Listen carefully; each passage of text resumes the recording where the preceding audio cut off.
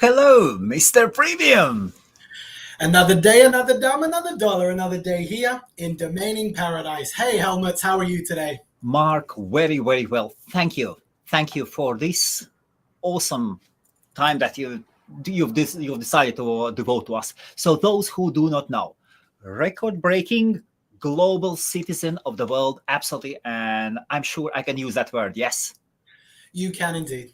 With Lebanese heritage, whose Absolutely. parents live in London, in the UK, Correct. or nearby. Okay, mom, my apologies. My And mom and dad are still living in London, and I'm over here in the sunset and sea of South Florida, Fort Lauderdale. And when he's tired of this world and Earth, he just jumps off the clouds. Absolutely. July the 4th, 2023, a couple of Flies weeks ago, skydiving 10,000 feet out the air. Absolutely. That video was absolutely amazing, Mark. Absolutely fantastic. Thank you. So was it really done in one go? I only get one take. I only did one skydive, that's for sure. So yeah, only one take. But I have to say, there is a little secret to my trade. I've done about 10,000 takes prior to that down on the ground. So I've kind of got it mastered up there for the one take. And what about microphones? No, that was the GoPro. sound was so crisp. It was just a GoPro. It was actually attached to the instructor's hand. Okay. So he actually had two GoPros attached to his hand, one for photos, one for videos, and he was just kind of holding his wrist out, taking the videos. But that's what I like to say. And MrPremium.com, we are innovative and we are fueled by creative passion, whether it be skydiving 10,000 feet, scuba diving with shipwrecks, snorkeling, zip lining, horse riding. We found a little niche with enjoyable video marketing in the domain names industry. And also swimming with sharks? That's on the that's the next one on the horizon. Oh, that's the next one. Please, just whatever you do, please don't do anything with crocodiles. Just leave those beasts where they are supposed to be. I'm in Florida. We don't have any gators. We only have we don't have any crocodiles. We only have gators, alligators. So, but no, I'm going to be the next horizon. So, one of my 3 bucket lists of to do in life is we're getting closer now with everything that's going on with Elon Musk and Richard Branson and Jeff Bezos going into space now. Commercial space flights are now a thing of reality. And when I was a kid, it was just a dream. So dreams do come to reality. And then my number one is going up there. And you might see MrPremium.com being advertised from another world. But space, swimming with great white sharks, and skydiving are my 3 top to-do lists. And so I've just done the skydiving. Next on the list is great whites. Another day, another dime, another dollar. Hopefully I will live to see another day after that one. Still, you will be inside the cage, yes? That's the plan, but plans change. Let us never see know. I'm adventurous. Crazy. Adventurous. We'll see how it goes. But yes, there is something about your adventurous nature. You always, what is it?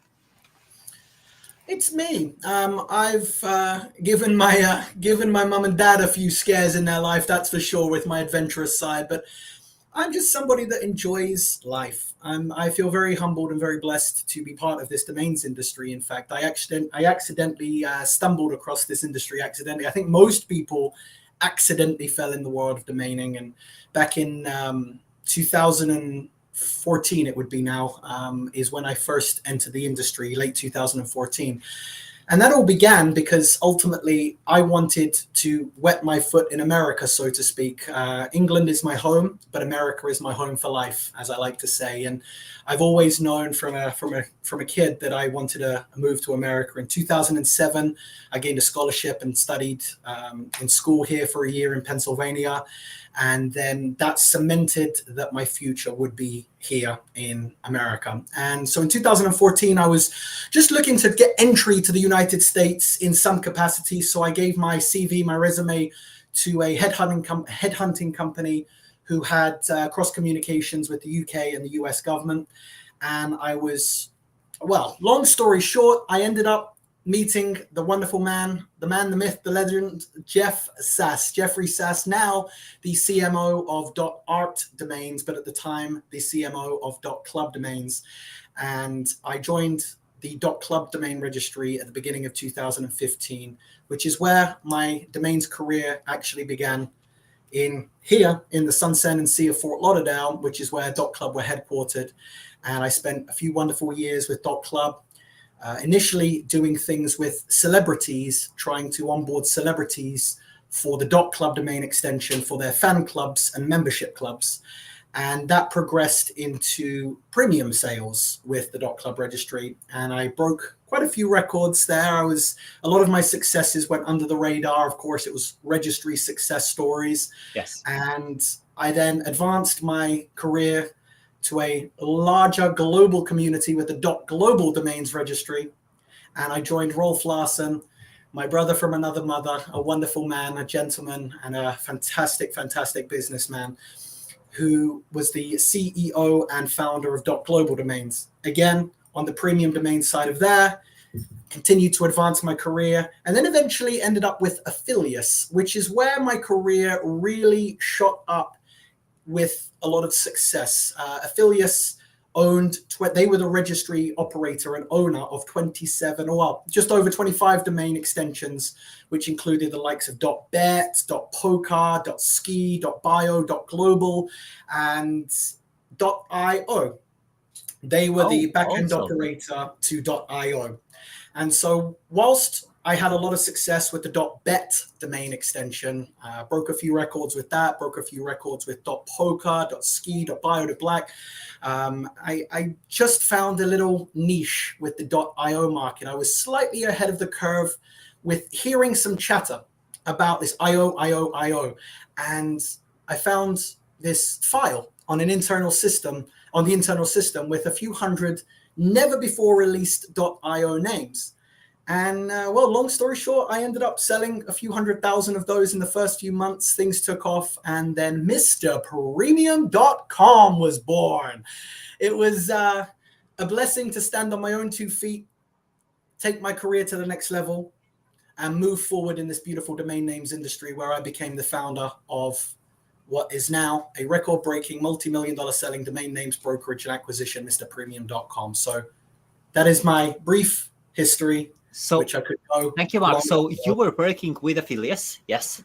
Correct. Then correct. You discovered how many domain names.io never released? It was I think it was a couple of hundred. There was probably about 50 to 80 really creme de la creme, cream of the crop, really good names. For example? But, there was about 200 never before released names in the system of Affiliates' backend. For example? I've got to be careful. Domain.io, okay. Which now became a wonderful platform by Aaron, and I sold that for $50,000, and that stemmed from my time with Affiliates, and that was part of there. And there was many more as well. I've obviously got to there's a lot that's publicly available, of course, and there's some that, of course, are private and confidential. But there was a lot of success with that, and I was unexpectedly found a niche in the market that I didn't expect the week before, and then the week after became a huge hit. And so you were selling these domain names on behalf of Affiliates? That is correct. And where did the idea of Mr. Premium, when did it come out? So how? I don't want to sound like I'm quoting one of my favorite historical figures, but I had a dream.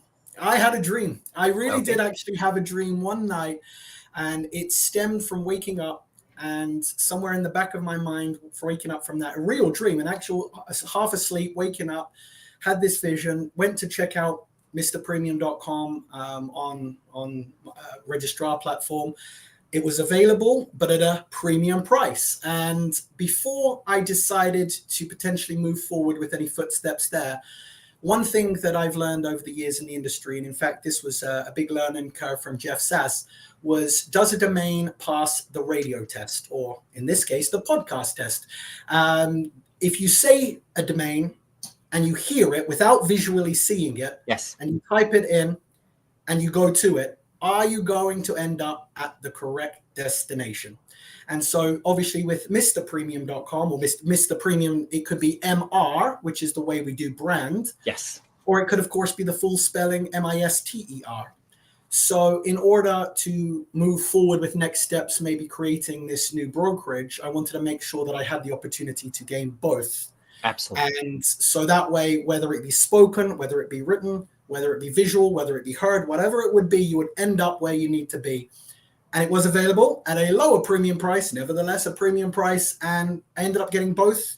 And then thought ahead as well about how at that point, I had no idea how the future may be. So I tried to think ahead and thought, you know what? What if this does take off? What if this does happen to have some nice success down the road? I want to make sure that I cover my bases with future opportunities, with expansion, with marketing. So I registered MrsPremium.com and I registered Mr. and Mrs. Premium.com. And at that time, I was not actually married. I am now married to my beautiful wife, Justina. And yeah, so now she is known as Mrs. Premium. And I've learned something. Now I need to get my belt. I've learned something over these past few years of marriage. I am 100% wrong 100% of the time. So that was a quick learning curve for me in being a married life. So Mrs. Premium. Mrs. Premium. So that forwards to the .com site, MrPremium.com. So it's been an enjoyable journey. You know, I always say you've got to have that passion, patience, persistence, dedication, motivation, and aspiration to achieve with anything you do in life. And I've been very humbled by this industry. It's a wonderful experience to be part of such a passionate community. We are like-minded individuals and curious. Curious, very, very curious. Please. All domainers are very curious. Sorry, go on. Sorry. No, I apologize. So you're saying that they were curious. Sorry. There's a boat sailing on by. It caught my eye because it's rather large. I'm so sorry. So what were you saying there? No problem. We were talking about you were talking about the domainer community. Yeah, so, it's a passionate people, like-minded community. And, you know, it's one where a lot of people can work together and you be who you want to be. And if you want to be someone who is a bad apple in a bunch, that's up to you. But for the majority of this industry, what I've found is we're all there for each other. We may be technically competitors in certain ways of the phrasing of that word. But at the same time, I've worked with many other brokerages to make deals happen for fruitful mutual success. And I'm learning from many of these greats in the industry who have been here. I've been in the industry now 10 years, but I still consider myself quite new. Some people consider me a veteran. I consider myself only 10 years fresh to the industry is how I like to phrase it. I don't know everything and no one knows everything. And I've climbed many ladders in this industry, but I've got many more mountains to conquer and I'm always willing to learn. I appreciate constructive criticism and I'm always listening for other opportunities. So I like to speak, but I definitely like to listen and hear what others have to say as well. So those who are watching, hello, good evening, good afternoon, everybody, wherever you are watching from, get cozy. Mr. Premium is a record breaker. And this stream might be long. We'll see how is the talk. And if there are answers from your side. So to all the domainers, feel free to ask your questions. So I lost your sound a little bit there, Helmuts. Yes. So I'm saying that everybody has an opportunity to ask their questions to you. We will put them on the screen, and then Mark or Mr. Premium will answer them. Just to confirm, I am Mark Ghoriafi, the founder of MrPremium.com. I am not MrPremium.com. The brand, the business, the brokerage is MrPremium.com. That's a good one. Can I ask you, who are the great white sharks in the domain industry you admire?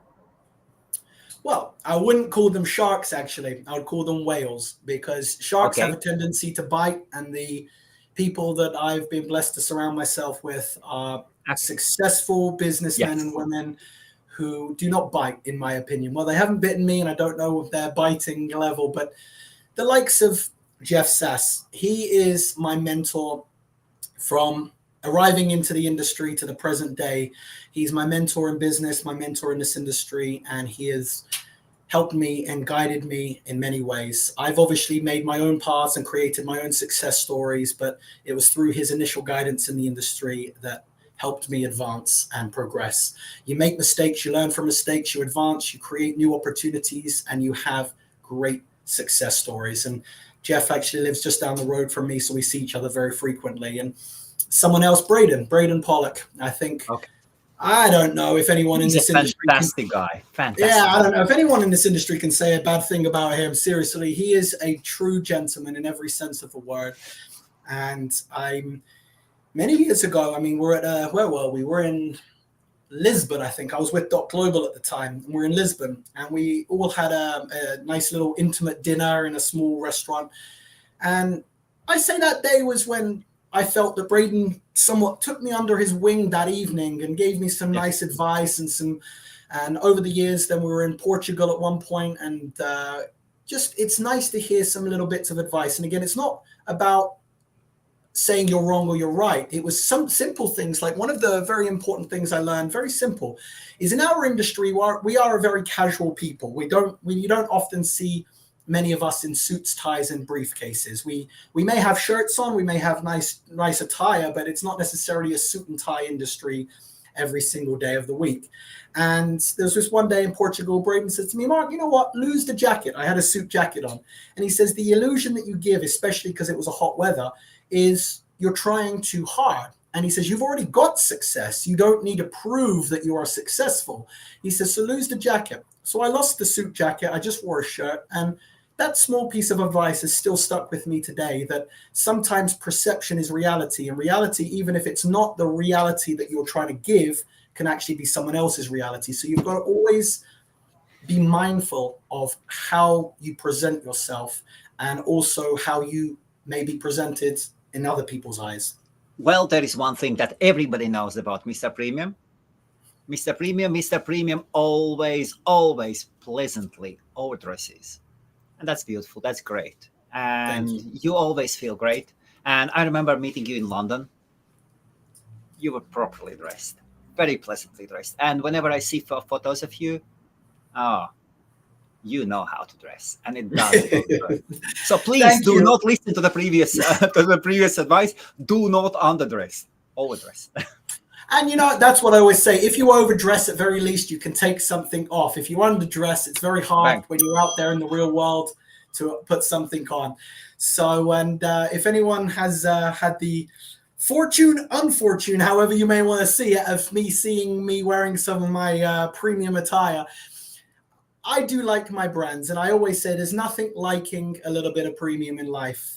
If you've had my number one in life, my absolute number one in life is not business, is not work, is not me. It's not me. It's these people behind me. It's my mother, my father, my wife, and on my mouse pad, my two dogs, Izzy and Toby. They are everything to me. Family is number one. I live, breathe, eat, sleep for them. I come second.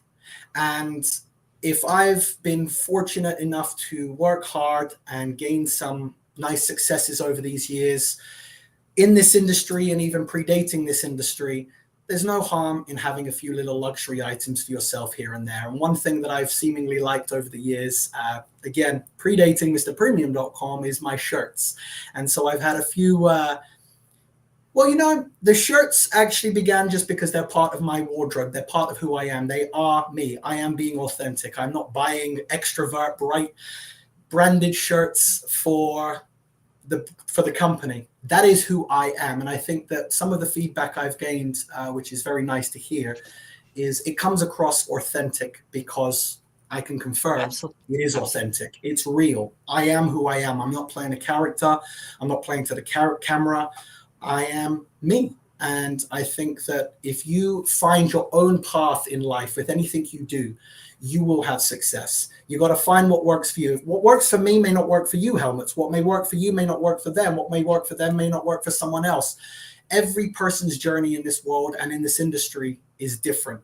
And I found my place, my position, but I'm always liking to keep advancing forward and keep moving forward.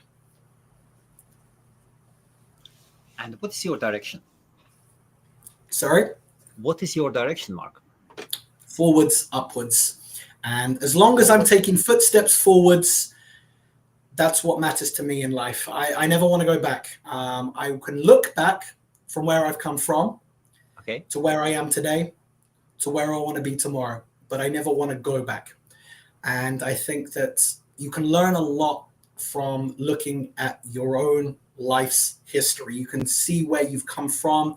You can see where you can made improvements and where you can go. And again, in this industry, I have been surrounded by wonderful people, as I mentioned, Jeff, Braden, Rolf, and we've got, I don't even want to continue mentioning names because I don't want to miss anyone out. There are definitely a handful of people like Monty Khan and Andrew Miller and these type of people who are just so valuable to my learning curves in this industry. And someone like Monty, you know, Monty is the big whale for me. Like he is just and again, he's not only a hugely successful man in this industry and out of this industry now, obviously the registry operator to .hip hop, but I've just had so many good conversations with him where he's taken time out of his life to assist with me and assist with my learning and my growth and my experience.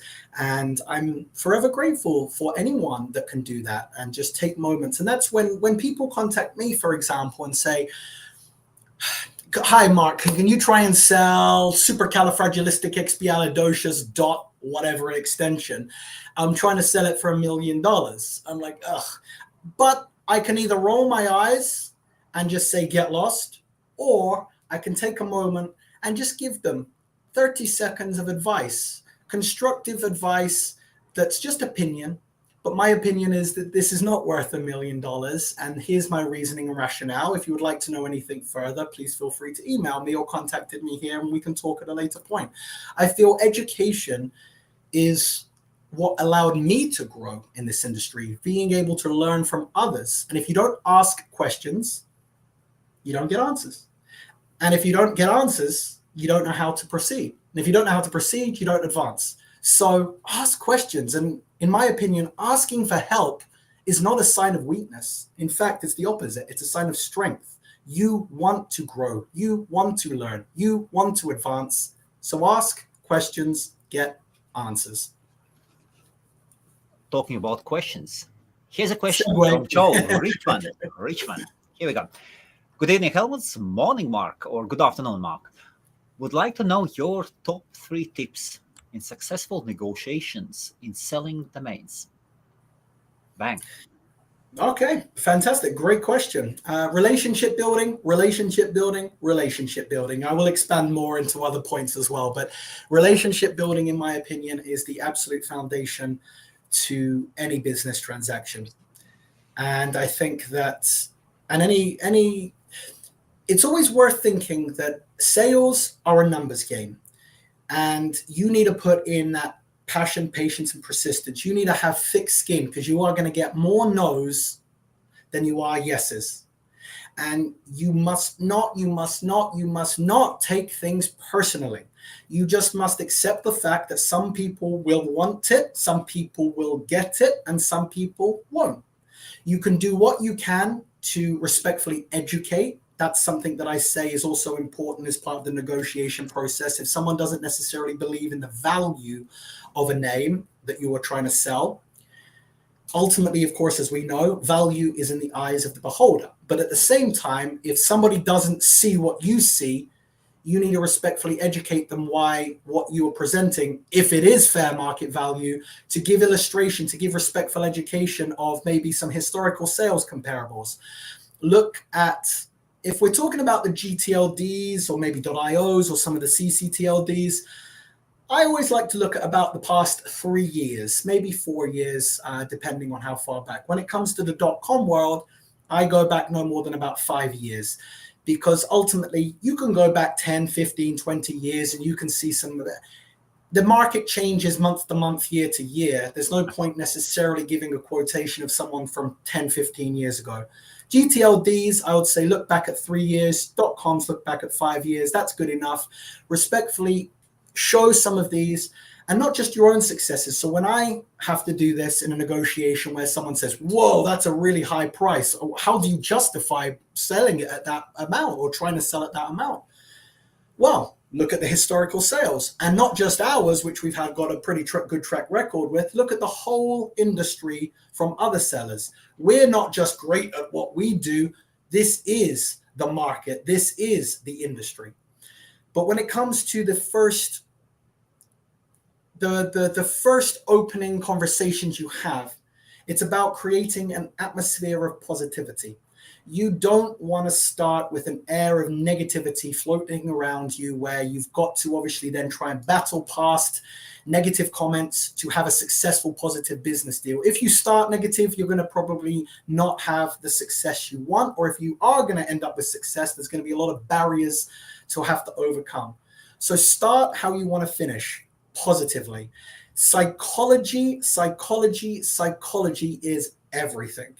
If you don't know, or you don't feel you have enough grasp of a little bit of foundations of psychology, go read an ebook. Go to the library, pick up a book, go online, find some nice articles out there from psychology of negotiations. I took some classes of psychology. My background from university is business marketing management, but I took some side courses in psychology as well. And planting seeds of opportunity to allow those seeds to grow, watering those seeds, nurturing those seeds, and allowing eventually for a nice harvest, chopping those crops down to feast and have fruitful success with. That is everything. You want to get to the finish line on a smooth sailing, positive course. So start how you want to proceed, which is in positive wording, positive phrasing. Somebody asks you, can I buy this name for $1,000? And you've got hypothetically a $10,000 buy now. Don't say no. Don't use negative connotation words. Say something like, thank you very much for the offer. It is greatly appreciated. For this name, we do have a higher buy now price, which falls in line with other names in the market. Give some comparables.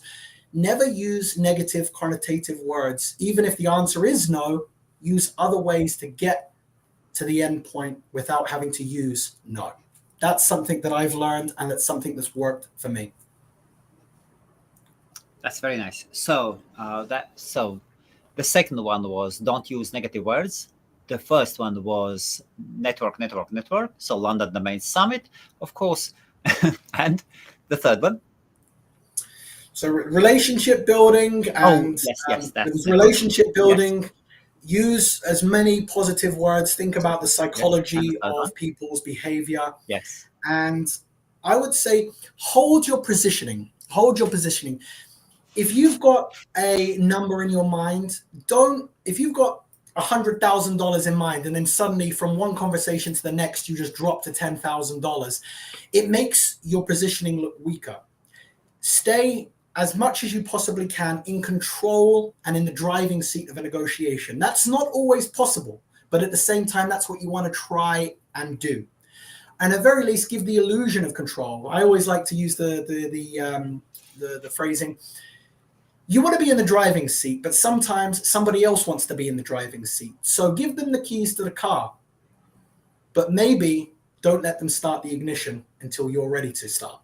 And that way, you still give the illusion of control, but you maintain the control that you need and allow for the direction that you want to go in. And I think that the negotiation side of things is something that I thrive on. I am genuinely get an adrenaline rush during the negotiation process. It's something that I would consider one of my core strengths, and I love to do. So if you don't like negotiating, then maybe hand that off to a brokerage firm. I'm not suggesting MrPremium.com, but we are always open to reviewing names. But at any brokerage of reputable status in this industry, there's many of them out there. I would say take on a brokerage firm if you don't feel comfortable enough negotiating for yourself. And there's nothing wrong with not feeling comfortable enough. I am not great at mathematics. I'm not great at accounting. I'm going to leave that up to our accounting team. 1 + 1 is 5 to me. I'm going to stick with what I know. Sales, marketing, and of course, the combination of those and psychology for a negotiation. That's my strengths. I know my strengths. Know your own strengths, know your limitations, and if you have limitations in negotiations, maybe then seek outside counsel through a brokerage firm. Okay, and here's the man himself, Ryan. Evening, chaps. Evening, Ryan. Good evening, Ryan. Mark, could you show around yourself, please? So what is it? Is it an office or where are you at?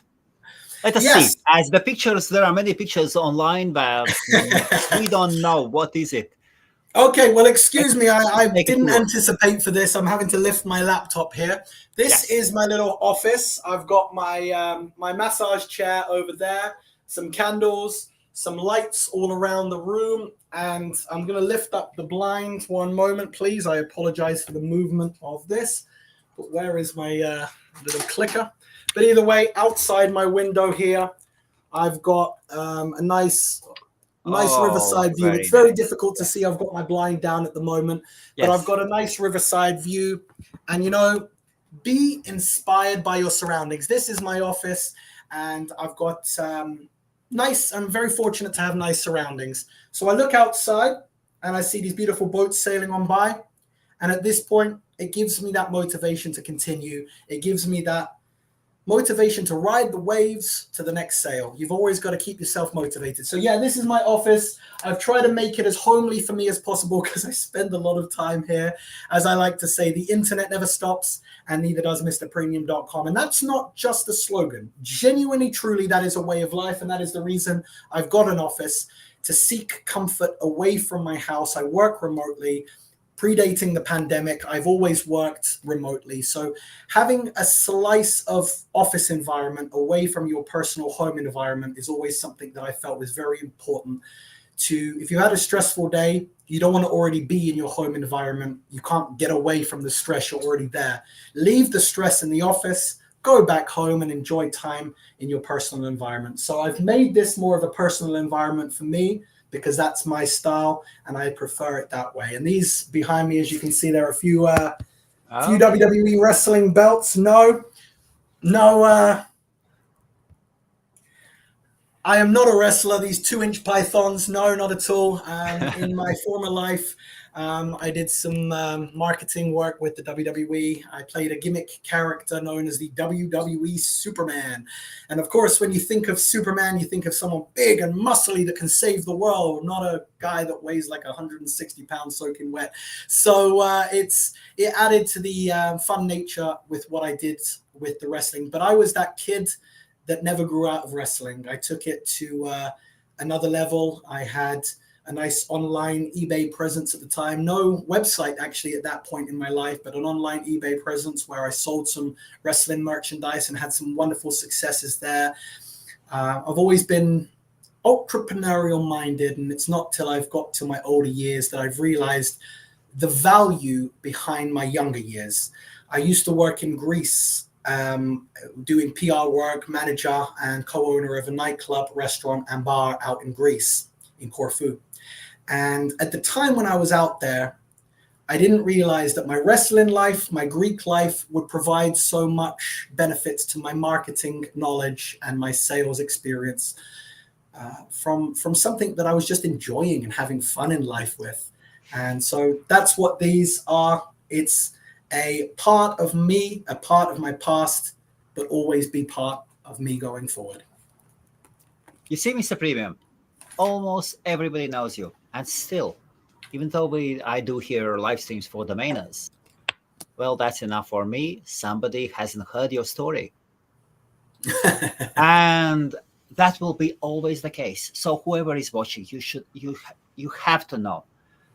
Nobody knows everybody. And you still have to promote yourself. You have to tell your story. So could we start with your story? Where do your parents come from? And if you don't mind. Oh, of course not. So my father is Lebanese. My mother is English. I'm half Lebanese, half Lebanese, half English. I sound really boring on paper, actually. I'm Christian, I'm vegetarian, I don't smoke, I don't drink, I haven't drunk in 6 years. I've never done drugs in my entire life, not even smoked weed. I know in these present day and age, there's certain things that are more acceptable. Me too. Me too. Yes. But I have nothing against anyone around me doing it. Everyone feel free to live your life. I'm not a preacher. I am just me. And I hope to never be preached to, because I am who I am, and I don't feel that I deserve to preach to anyone else. Because I don't eat meat doesn't mean I'm not going to be around people that do eat meat. Just because I'm a Christian doesn't mean that I'm not going to associate myself with any other religion, etc. So my upbringing was in England, but I was born in Lebanon. And in 1989, when I was 2 years old, the war broke out in Lebanon, and the Syrians invaded. And at that time, my father was a very influential man within the political world, and specifically to do with journalism. He was his father, my grandfather, and him, they were journalists and owners of a very reputable newspaper. This is predating the internet. So, of course, no internet, printed media was everything. And at that point, I'll get to the way to obviously stop the media is to bomb the printing factories, because no printing factories, no printed media. So in 89, my mother, myself, my father, and our beautiful dog Zoe, we escaped. We went to live in Cyprus for a very short period of time, and then ended up living with my mum's side of the family, my grandmother and grandfather, near Liverpool in London, in England. And my dad got a job in London, was raised in London, but I've always been a traveler. So I've always been very blessed and very fortunate to see many corners of the earth. And then my mother was from the marketing side of business. My dad was from the journalism side, but also had a very creative outlook with everything he did in the newspapers, the layout, the design, and all of these type of elements. And I think I've inherited both my mum's ability to speak and my dad's creative flair when it comes to business as well. So I've got a lot of positives from both sides. And then, of course, my mother, my father, and my grandmother put me on the right paths in life, and I've been able to take footsteps forward from those paths. And then, as I said earlier in this podcast, that in 2014, it was the time in my life that I wanted to advance my life into America, and I've been here in the Sunset and Sea for the past almost 9 years now. So, my journey in this industry. Sorry. How do you make the move from the UK to the States? Did you have anybody in the States? It is not an easy move. It is not like taking a train from Liverpool to London. It's not easy. It's very costly. It's a lot of effort, a lot of work, and a lot of blood, sweat, and tears, quite frankly. It really is. Anyone that's here in America knows the journey isn't easy. I've got a great background. I've never had any issues with authorities. I've got a good education. I've got a good upbringing. Everything, I checked every box. And I still had to jump through 100 hoops, and it took me many years to get my residency here. And I'm very happy to say, yes, I am a resident of the United States. And I ended up finding a company, as I mentioned earlier, a headhunting company. There was a trainee and internship program within a company called CHI, Cultural Homestead International, who deal with Europeans who want to come to America to be interns or trainees, which is how, again, I originally began with .club domains. I was a trainee for the company for my first year. And yeah, I mean, the rest is history, as they say. You've always got to take stepping stones. And I took a lot of stepping stones. And through a lot of hard work and a lot of expense, I got here permanently in the end. And yeah, another day in paradise. Some moments to be remembered, yes. Really, it is. Helmuts, it's one of those things that as I said, and I say it a lot in my everyday life, and it's not just on here. I do genuinely feel very blessed to have found this industry. I feel like I've found where I belong, and I don't see myself leaving this industry anytime soon. Once you're in, you're in. And even if you try to leave, you end up coming back. And I think, who is it? Razor, I think, from Dan.com just recently said, I left and I think I'm coming back again. I mean, you try and leave and you just get pulled back in. So I've only been in the industry now just under a decade, and I've still got decades ahead of me. And every chapter is a new chapter, and meeting someone like yourself. And next month, we've obviously got the London Domain Summit, and look forward to seeing you there. And I appreciate the invitation, and I look forward to speaking. And it's a wonderful, wonderful industry where you get a lot of travel. You get a lot of new cultures, experience new people. You've got people from all walks of life, from many different wealth backgrounds, from high wealth to just your average everyday Joe. And you've got all people coming together around this crazy thing called domain names. And that is what brings us together, and that is why we are a community.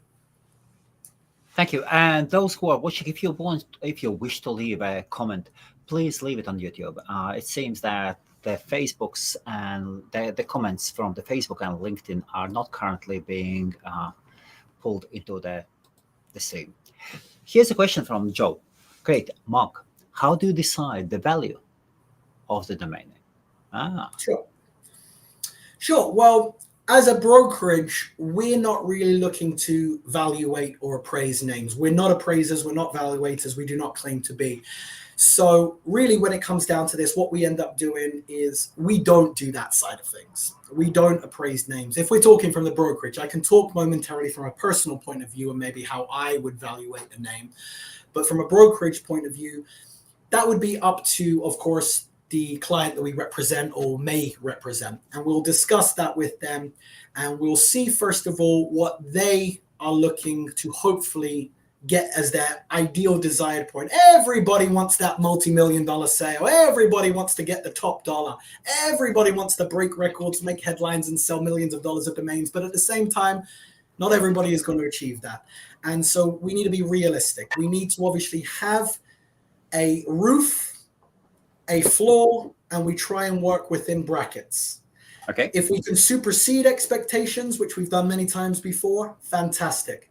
But we need to know where we stand, i.e. the floor. The floor is a great place to start.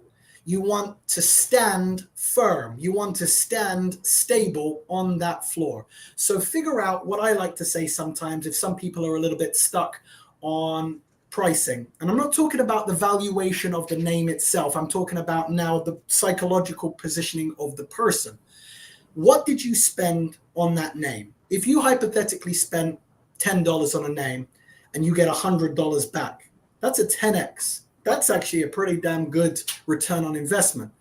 But in our industry, a lot of people might buy something for 10 and want to sell it for 10,000.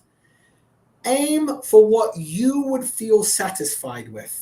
Think about that point where you really, and you think about it in your head, where you would say, absolutely not. No, if that offer was presented right now, no way, Jose, am I going to accept that. And then think about that point where you would say, you know what, if I went to bed tonight with X amount extra in my bank account, I'd be happy with that.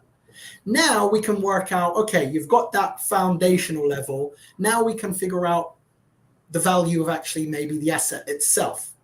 And see from that point, looking again, as I mentioned earlier, at historical sales comparables. We in this industry are not obliged to report sales. And of course, as we all know in the domain space, only a fraction of what really is sold is reported. And traditionally, anything of the super high-end premium names that sold for maybe multi-millions of dollars, we only get a small glimpse of what really does sell because there are a lot of NDAs that are obviously out there and put in place by big multi-million and multi-billion-dollar corporations. So we can only take the information we have with a grain of salt, but it's good enough and still broad enough to give us good insight. So namebio.com is something that I subscribe to and use daily. It is something that I use daily. It is a very, very valuable asset. Thank you, Michael, and all of the team as well for keeping it running and keeping it going. I think it's a great tool for our industry, and I'm not promoting it. I've got nothing to do with NameBuyer whatsoever, except for it being a valuable asset to me and what MrPremium.com does. Look at historical sales comparables, and also be realistic. Be realistic. That is something that I keep. Elon Musk might be going to Mars, but you don't have to. Be down here on planet Earth. Okay. And how do you decide the top side of a domain name? The record amount. Again, the domain is only as valuable as much as someone is willing to pay for it. So it's a bit of trial and error as well. Some people may like to put the buy now on it and put that roof price out there. Obviously, the buy now is the top end. No one's going to go and look at a price, see the buy now and offer to pay more. That now is considered the top end. So now it's about figuring out, do you want to show that top end? And that is that $1,000,000 question, so to speak, is do you have a buy now? Do you have a make offer? Do you have both? Or do you have the psychology, which I know Rick Schwartz has mentioned in past, about not writing make offer, but putting inquire? And that is something, again, about psychology. If you put a buy now and you put a make offer, does that mean that you automatically are going to accept less than what the buy now is? Or if you put make offer or make inquiry or inquire, price inquiry might be another one. That might allow for an open-ended playing field where you don't need to figure out that top-end price today. You can allow the offers to come in through the outreach that you're going to do, and you can then see over the course of time where that average offer range is. Of course, we all hope that every sale is going to be the voice.com $30 million sale. But at the same time, again, think about what you paid, think about the realistic fair market value, think about what your ideal selling point would realistically be, and then work within those parameters. There is no scientific way of figuring out the value of a domain name. It is one of those unusual commodities and asset in life that we just have to rely on the information that the industry also churns out and provides. So what is your own preferred way? My own preferred way, so the names that we represent at MrPremium.com are clients' names. Okay. If we're talking about my personal inventory, of course, I am a domain investor too. Unfortunately, I never got in early enough to get some of those big category killer one-word.coms. I've invested in other avenues that I've had success with. And GTLDs, new domain extensions, which some people love, some people hate. I am an adopter and a believer in GTLDs. That's how I was born into this industry. And the funny thing is, most people associate MrPremium.com and myself with IO because of the .io success we've had. I've done about 4 times more sales with GTLDs than I have with .io, but a lot of those sales are unknown and under the radar because I was working with the registry for them. Although I will actually be doing a new section of our site where a lot of that's going to be announced in the upcoming weeks. Should be just before London Domain Summit. There'll be a full list of hundreds and hundreds of domains that I personally and we at MrPremium.com have sold mixed together, which will be announced on our site as well. And the way I figured out a lot of pricing is through some at just make offer, some at just buy now, some with both. I feel having a combination of all three doesn't hurt. Putting them on different platforms doesn't hurt. Nothing is going to hurt. It can only increase the chances of potential sale. And then you figure out what's been working for you. Okay, let us say there are different marketplaces, and the commissions vary hugely. Absolutely. Do you change the price? Or do you keep the same price on all the marketplaces? So I personally keep the same price. For me, this is my personal, on a personal perspective. I keep things on the same price because I've, again, done that bottom line, top end, where I would be comfortable with in the middle. So I would never put it at the absolute floor as the buy now. I've always got a little bit of wiggle room to work with my personal assets. So I would put it probably the highest commission in the industry, as far as I'm aware, is around 25, 30%, give or take. So I would know what my absolute bottom line would be, and I would just put it at that X percentage higher and put it across all platforms. Some people don't do that. Some people do calculate the differences, and there'll be multiple different channels where different prices are slightly varied prices. And then I've noticed a few people will put very different pricing. So hypothetically, they'll have a $10,000 on GoDaddy, but then on Dan, they'll put a $200,000. They're just hitting and hoping, praying that someone out there is going to go and buy it at that ridiculously high price point when they've worked out up here that they would be happy with down there. And it does happen sometimes. Different price points can differ. Obviously, different platforms have different audiences. There are many people in this world that know GoDaddy. GoDaddy, you don't need to know wrestling to know who Hulk Hogan is. You don't need to know football, soccer to know who David Beckham is. You don't need to know domains to traditionally know who GoDaddy is. So it is a household name, so a lot of people will go there. There are cheaper places in the market, absolutely. And I personally use, and I'm happy to say, again, for my personal inventory, I use Porkbun. I like porkbun.com. I've always got on very well with the team at Porkbun. I like Ray, who's the founder of the company. He's a true gentleman, and I just like the way Porkbun works. And they are on the low end of registrations, hand registrations for all extensions as well. I have never been able to step over that brand name, Porkbun. It's different. I just physically can't. My favorite is Namecheap. God, you like Namecheap? I absolutely love Namecheap. Absolutely love Namecheap. And that's the thing. Everybody has got their own personal preference. Google domains were awesome as well. Absolutely awesome. Different. Never used Google domains. Never used Google. And that's the thing. There is no right or wrong answer. And minimalistic, like your office. Seriously, so clean and minimalistic. Such a pleasant experience it was with Google Domains. And that's what I like to say. There is no right or wrong answer. There is just opinion. And anything that I'm saying today, in fact, I'll make that clear. Anything that I'm saying today is just my opinion. And some people may agree with it. Some people may disagree with it. That's absolutely fine. Absolutely. I don't need everybody to agree with me. In fact, I hope that there isn't. It would be a boring world if everybody agreed with each other. So that is the beauty of this industry, is there is different variances of opinions. And one man's trash is another man's treasure. One man's treasure is another man's trash. And that comes down to what people may perceive as valuable assets to invest in and what may be others. I'm never going to waste my money on that. Would you rather invest in one man's trash that could be one man's treasure, or in a good domain name that is treasure for everybody? Sure.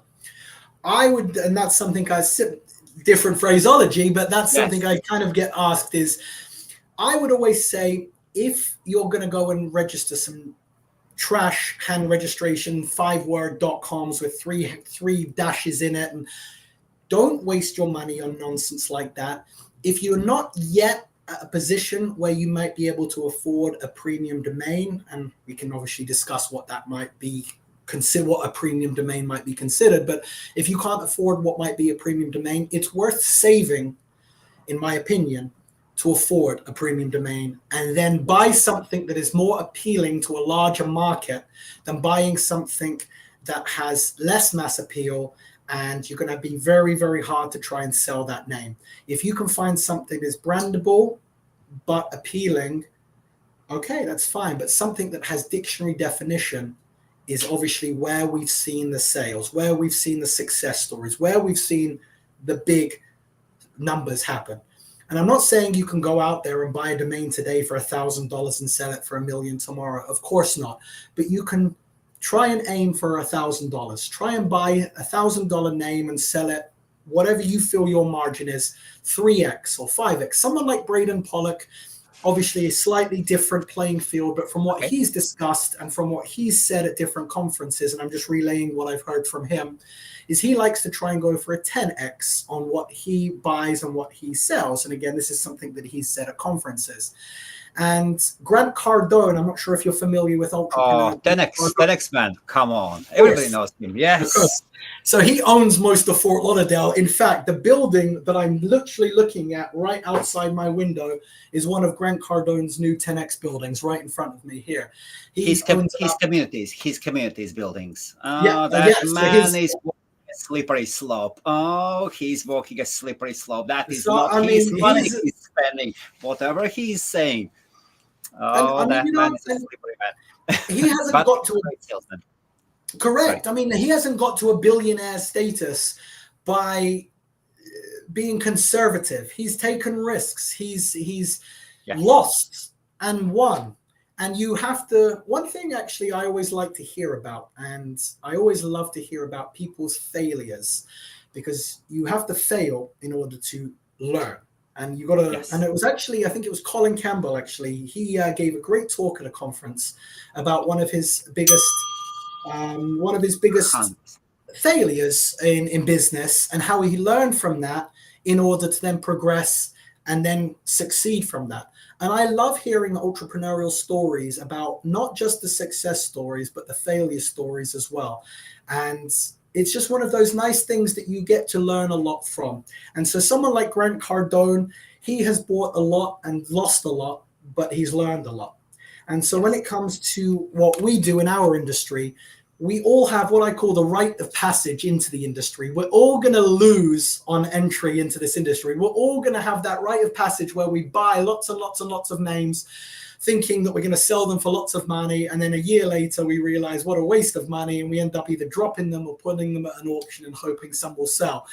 It's a rite of passage. We've all been there, including me. And I still do it now. I go on little spending sprees thinking, oh, this name's available, thank God. And then I think, oh, God, why did I spend my money on that? Why? I didn't need that. It still happens. It's. I don't want to say I'm addicted, but it can be addictive. That's for sure. Domain investing. Absolutely. So you've got to be careful with that as well. So we have some comments, and very, very good point about failure. Very, very good point about failure. That's the point when we learn, when we actually gain knowledge. So this man is genuine. I reached out to him with a group of domains that I owned, and he took the time to review them and provided his expert opinion on the most of the domains, all for free in a classy way. Wow, very nice. So I do remember you mentioned it in the beginning, but so times by times people just spam everybody. So they send you 10 domain names, and they say, hey, you should buy these.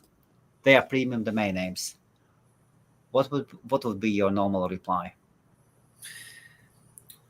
Well, depends, of course, if they are premium, what the general consensus of what we would know and traditionally say a premium domain is something that's meaningful, memorable, marketable, maybe search engine friendly, something that's of a dictionary definition. Of course, one words are always better. And when we're talking about GTLDs, something that pairs very well with the right of the dot. So hotel is, this is really just randomly off the top of my head here.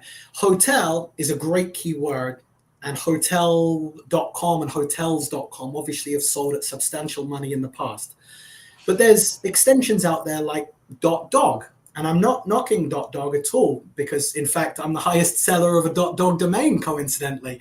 Top.dog, the top dog of .dog, top.dog. We sold that earlier this year. So that is a good example of how you compare a word to the left of the dot with the right of the dot to synergize together to make a make sense phrase. Hotel.dog doesn't really work very well. So even though hotel might be a great keyword, when paired with the wrong extension, there's very little value there.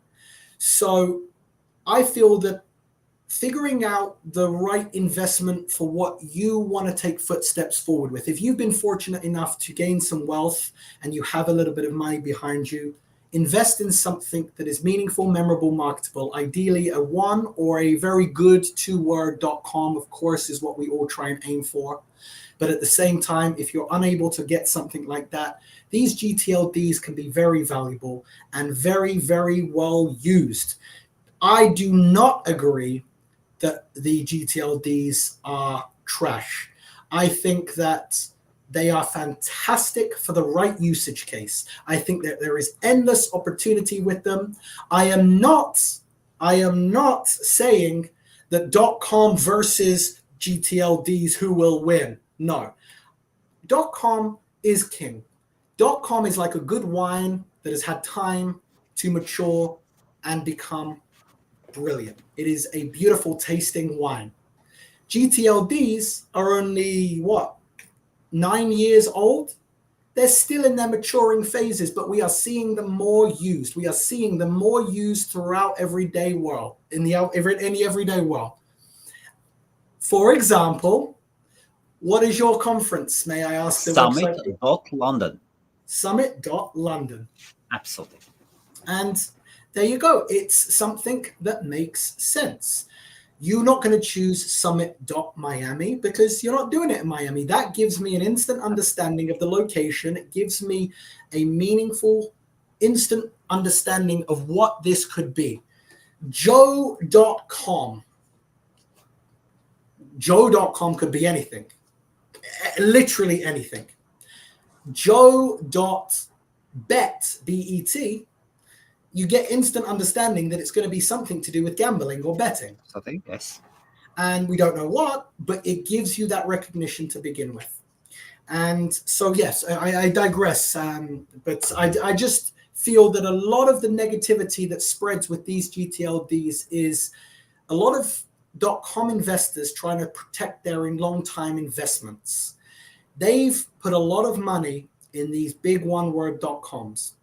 And now you've got these alternative, what might be considered second choice in the market today.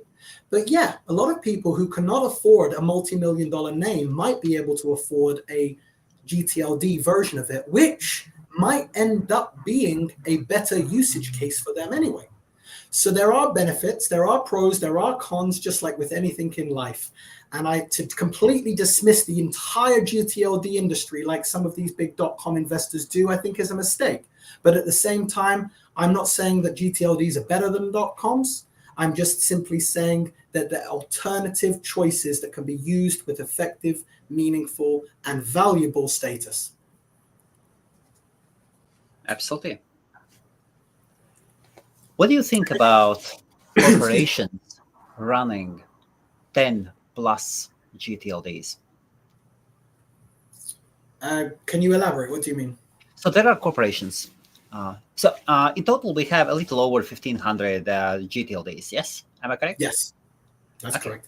Thank you. And then there are some GTLDs that are run just by one company, and that one company have got only one GTLD, and then they can work on it. They market it. They put their heart in it. And sometimes you see that this corporation, God, the list of GTLDs goes on. What is your thought on that? Well, arguably, you can't get a better person to ask that question too, actually, because I've been part of quite literally everything you've just said. I was with, as I said, the .club domains registry, who were just .club. They focused only on .club. The .global domains registry focused only on one extension, .global. And then I was with a company like Affilius, who had approximately 25 extensions. Okay. And then you've got other companies out there like Identity Digital, who I believe at last count have around 300 extensions, give or take around that number. And that's growing and growing and growing. Yes. I think that there is no negative or positive to having more or less. I think that there are going to be a lot of them. If you're going to be a big registry, you're going to have a lot of them that are going to end up being diluted. Yes, because when I was with .club and .global separately, 100% of the team's time was focused on furthering that extension. And I think that anyone in the industry in the 2014, 15, 16, 17 time will remember how visible .club was at every conference. Myself and Jeff and the team were traveling all over the world, every conference, setting up the booth, taking down the booth, next city, taking up the booth, down the booth, next city, up the booth. Oh my goodness, I got some miles those years. And it is going to be different to a company that might represent 10, 50, 100 or more, because there is only so much resources they have.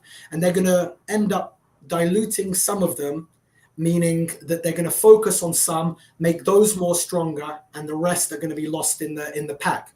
But that doesn't have to be the way. I think as well, one thing that works is reporting of sales. So one thing I think that a lot of registries should do, and I think that is a place where a lot of registries, and this is through personal experience, so this is my opinion through experience, registries who report their sales each week or bi-weekly to places like Ron Jackson at dnjournal.com is, oh, by the way, Fantastic. Ron Jackson. Oh, Ron God. Jackson. Oh, God. Ron Jackson. How could I have forgotten to mention him earlier? The man, the myth, the legend, Ron Jackson at dnjournal.com. Not a whale in the industry. Not a whale. I'm so sorry for not mentioning you, Ron. He is one of the pillars of the industry. Yes. An icon and a true gentleman. And with his writings for this industry, the reporting of sales really furthers extensions. And we see a lot of advancement with these new TLDs because of Ron's writings, in my opinion, and because of the name bio, of course, as well, getting reported in there. So I think if registries did a better job, and who am I to say do a better job or not? But I have been on the other side of the equation where I personally took control of reporting sales for affiliates on a week-to-week basis directly to Ron, and it helped different elements of what we were doing behind the scenes. It does help. And also, it gives the faith in extensions to the investor community and to the further wider market as well. Seeing the likes of .bet, again, I'm going to use that one because for a while, that is something that I did very well with on a personal level, selling .bets whilst at affiliates, which is now under, I believe, Identity Digital's control and ownership, is at one point, we were getting a lot of sales, very impressive sales on a day-to-day, not on a week-to-week or month-to-month, but every single day, premium sales were selling. And these were traditionally premium renewal, the premium renewal model, where it might be $5,000, $3,000, $1,000 per year renewal pricing. And whilst our industry traditionally may frown upon that, many of the investors frown upon that, it works. And it works very well for end users. Really? Reporting those sales helped me sell more because I now was able to show public record of what is selling and what the public is unaware of having success. So if these big companies or corporations, as you called them, reported more sales, I think that a lot more people would see a lot more behind the scenes success that is happening. We just don't get to see it on the front end. Okay, so you are saying that these crazy renewals of 2.5, 3,000 a year, they do work, yes? Oh, absolutely. Oh, absolutely. Most of my success. Go on, sorry. No, most of my success has been with premium renewal priced names. And a lot of people may find this quite surprising, but my sweet spot for about 2.5 years was, wholesale. So retail price, about $5,200 GoDaddy pricing. I use GoDaddy as my, so a name that you might see $5,200 per year was my sweet spot when working in the past. And that was with .bet. And in fact, I can, let me just give you a few examples. These are going to be going on my site later. Again, This is past sales, but I am going to throw them all together under the one section. Sorry, I'm just looking at this. Like, let me just go here. Crime.bet. Let me just go down. Sorry, my mouse decides. Dreamy. Really? Crime.bet. Yeah, I'm just looking. I'm just trying to find How some do you sell such a name? Such a positive name. outbound. So I didn't anticipate this. I'm just trying to find a couple here. Okay, so bingo.bet was about $3,200 per year. JJ.bet, same price. KK.bet, TH.bet, PP.bet, QQ.bet, AB.bet. All of these were approximately Paddy Power. $3,200 per year, every year for the rest of their life.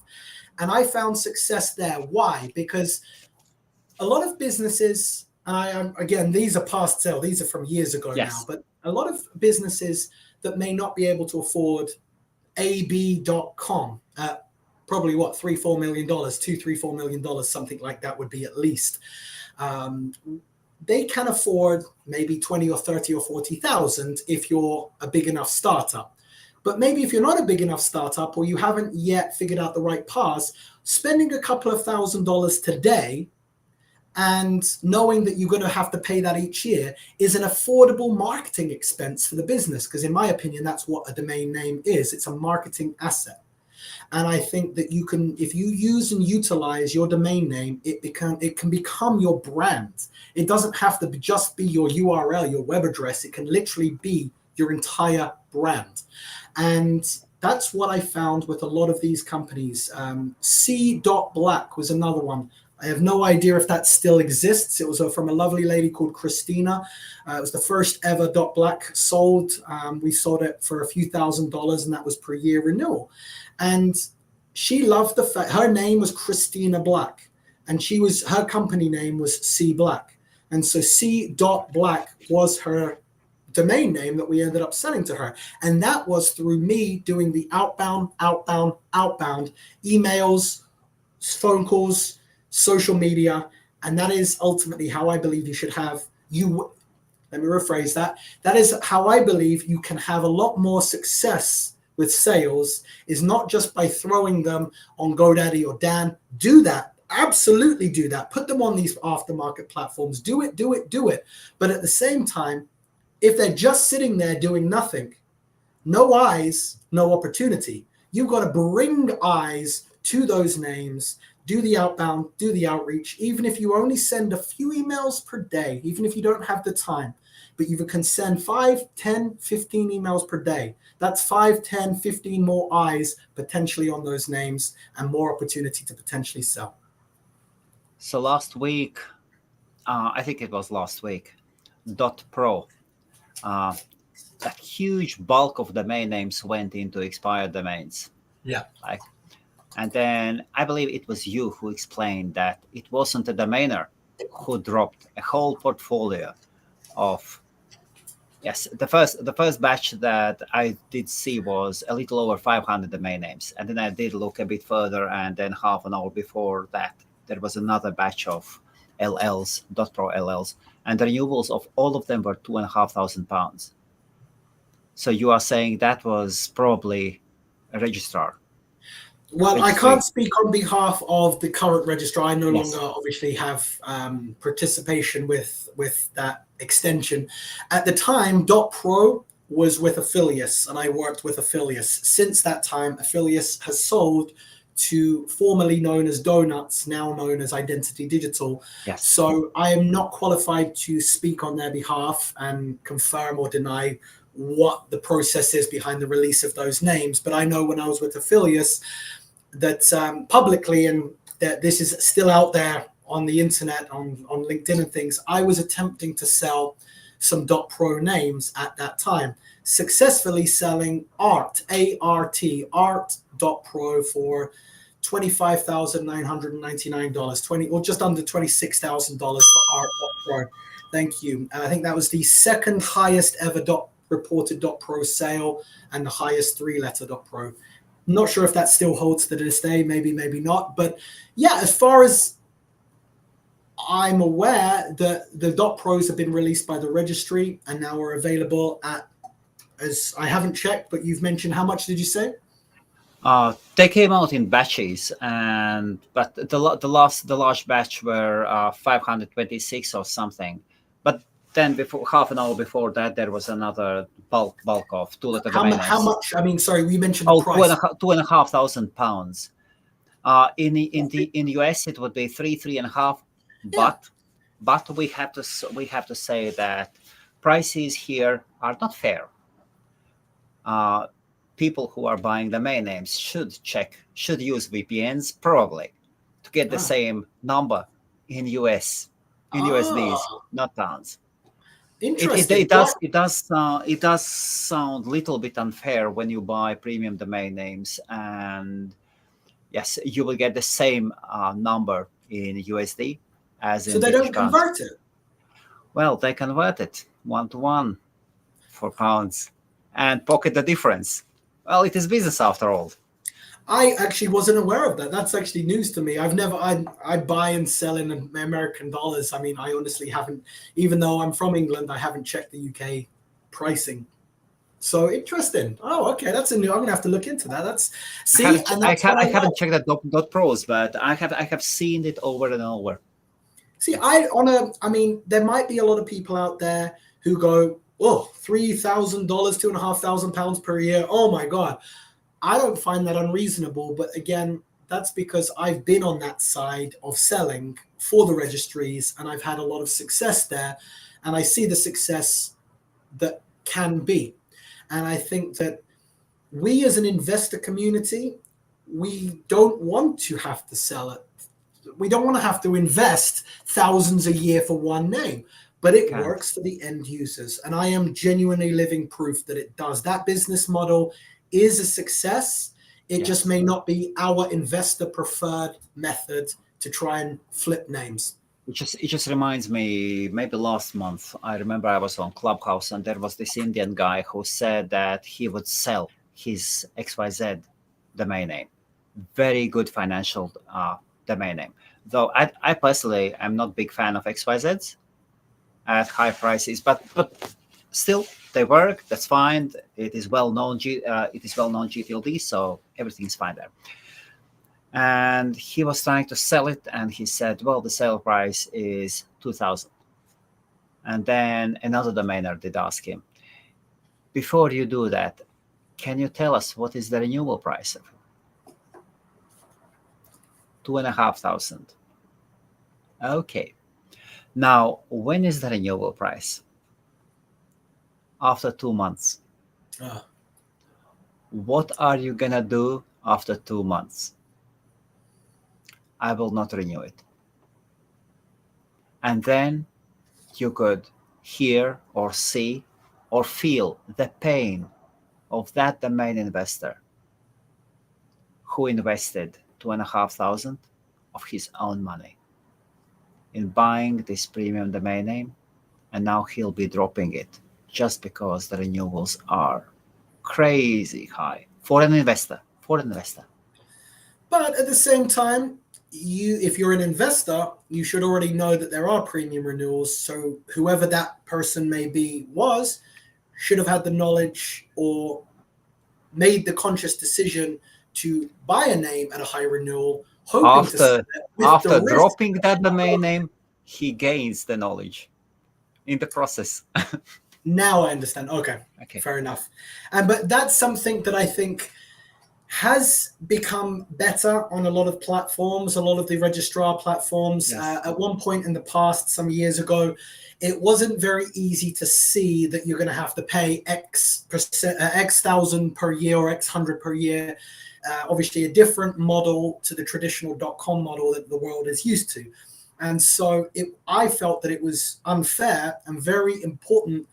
I felt it was unfair that people were going to be hit with these really high renewals because the registrars didn't really make it very well visible that you're going to have to pay that price per year. Or it might be on a discount the first year and then it might be double or triple or quadruple the next year. But I do think that over the years, from what I've seen personally happen on the registrar platforms, that a lot of registrars, I can't speak for them all, but a lot of them have definitely got better at making it more clear that you pay this today, you pay that next year, whether it be the same or it be slightly different. That is the renewal. And now the person buying it has to make that conscious decision about, okay, I'm going to spend X today knowing that I'm going to have to pay X this time next year. If you're an end user, that psychological positioning is very different than if you're an investor. And so these premium renewal price domains, they work, but it depends on the reason behind your acquisition. If you're an investor, they may not work very well for you. If you're an end user, they may be the perfect solution to your business problem. And that is a very good point. Thank you for making it. That it does work for the end user. Yeah, that is a very, very valid point. I have to admit, never thought about it. Have to admit. Thank you. Shall we go through a few questions? Okay. Please. Jones, are there any domain selling events held virtually? Well, first of all, maybe you can answer that a little bit better as well. Is there anything, I am unfamiliar, is there anything happening within your conference that might have anything like that going on? Not this year, maybe next year. I was planning to have a conversation with your friend, Monty Khan, or a friend of many, and he is really a lovable guy, such a likable guy, God. And yes, so that is it. With us, not really. And what can you add? Well, as far as, again, of course, you've mentioned him, Right of the Dot auctions, which, of course, as far as I'm aware, happen a few times a year. The big one, of course, usually happens around the time of NamesCon, which happened a couple of months ago in end of May, early June. I can't think now when NamesCon was. But we just had a Right of the Dot auction a few months ago, and I'm sure that Monty may have more information. Yes. Again, I don't work for them, but you can go to rightofthedot.com and check it out and see if there's any more information there. And of course, Cedo is a good platform I've found to have very good weekly and monthly auctions. I believe, I'm not sure if it's finished or not yet, but I believe that there's a .ai auction going on right now on Cedo. And they do different themes. And that's why I do like the Cedo platform. I'm very familiar with Cedo. I've sold quite a lot personally on Cedo in the past, and it's a great team as well. And I think that they do a great job of having, again, you might want to check with them, but is it weekly, bi-weekly, monthly, different themed auctions? And I think that they do a great job with that. So check out cedo.com and obviously check out Right of the Dot for more information there. And there is another, if you're into AIs, I'm just trying to think of the address now. It's not coming to my head. I'm sure you can Google AI auctions. At the end of each month, there is .ai auctions that happen every month. And I think it's auctions.whois.ai. Auction. I'll get the address momentarily for you, and we can obviously look at that. But every end of every month, there's an AI auction that happens. And with the rise of AI going on right now, the topic and the extension of AI, it's always worth maybe having a little look at the auctions there as well. So there's multiple places, and I'm sure that a lot of registrars also do their own. I know Dynadot does some auctions, and I know that other platforms do as well that I'm less familiar with. So I'm not as qualified to talk about those because I've not really used them as much. And then users do quite a lot of auctions on Clubhouse. Yes. Clubhouse is filled. Yes. Sorry. No, please. I haven't been on Clubhouse for a while. I used to be a very, very big user of Clubhouse. Yes. Very big user. I actually very impressive profile. Forced myself off of Clubhouse every so often a couple of years ago. I'm not familiar with today's goings on within the Clubhouse community. I'm sure that there's still auctions going on, but yeah, at one point that it was a very fun and enjoyable from all evening into the wee hours of the morning. Yes. We used to sit there and auction off names, and I sold a few on there and I bought a few in there. It was fun. And again, I think I'm not sure how the Clubhouse community is going, and I'm sure it may be still going, but I'm not sure if it's as strong as it once was. But it definitely was an enjoyable time to do some auctions, and I'm sure that there are some going on. Yes, there are not as many domain communities now, domain rooms going on now. Sometimes I go in there and So yeah, last week I did enable Clubhouse's notifications just to get notified. Hey, there is a domain room coming in, and if I have a time, I can join in. Otherwise, quite often you would go in there and there is nothing. Though Americans do a great job. Just wanted to check as well. So I said I would give you the address. It's auction.whois.ai. Auction.whois.ai. Once a month, at the end of each month, they do an auction there, which is where we've been seeing a lot of these sales in name bio, where you see whois.ai as the seller. That comes from these auctions at the end of each month, and they're very enjoyable to participate in, and they're very enjoyable to also watch, because you get some very big sales happening there as well, and some good deals. Yes. And me and Ryan, we are actually in talks, and we are deciding yes and then no. Maybe we will probably join forces, and on the DN forum we'll be running domain liquidation hours. Nice. Congratulations. We just need to find the best technology and the best approach. Okay. So was that pork bun? Yeah, probably yes. Yes. I'm not sure the question. Porkbun.com is where I personally buy domains from, and I use for a lot of my personal inventory. That is porkbun.com. Yes. Answering that question. Okay. Cho from Richmond. Hey, Mark, which is your preferred lender? Dan, Aftonic, or even Porkbun? Interesting. Well, I'm going to be biased. My favorite lender is MrPremium.com. Okay. No, we actually do have our own landers at MrPremium.com. And a lot of the names, every name that we represent forwards and redirects to a landing page on our site. When it comes to personal usage, all of them. I don't think that there's any harm in using them all. If you're talking about where would you use as the primary, so if you go to that domain, it ends up at that specific lender destination. Listing them everywhere is good, but if we're talking about a lender, I like Dan because I like the lease to own options. And I know that there's now evolvements and advancements going on with GoDaddy and things with the lenders, with the lease to owns. But for the purpose of this conversation, I haven't experimented or experienced that yet. Using Dan.com has been very beneficial for lease to own, for renting, for buying, for making offers, for communications. I've just found that to be a very wholesome platform to use as your main lender. So I would have to say Dan.com because of the functionality and flexibility. Okay. And Jones is saying thanks. And which auctions do you prefer to sell on? Oh, to which auctions do I? Okay, I don't like auctions really to sell on. That's the funny thing. I don't really like auctions. I don't really like auctions to sell on because we are aiming for end user pricing. So with what we do at MrPremium.com, and depending on my own, let's talk about that for a moment. With what we do at MrPremium.com, we are trying to go for the end user to get the big ideal sale. We're not necessarily going for wholesale pricing. We want the big bucks. So what I've seen with auctions, you can grab great domains at great prices. It is a buyer's market, that's for sure. I bought a lot of domains from auctions.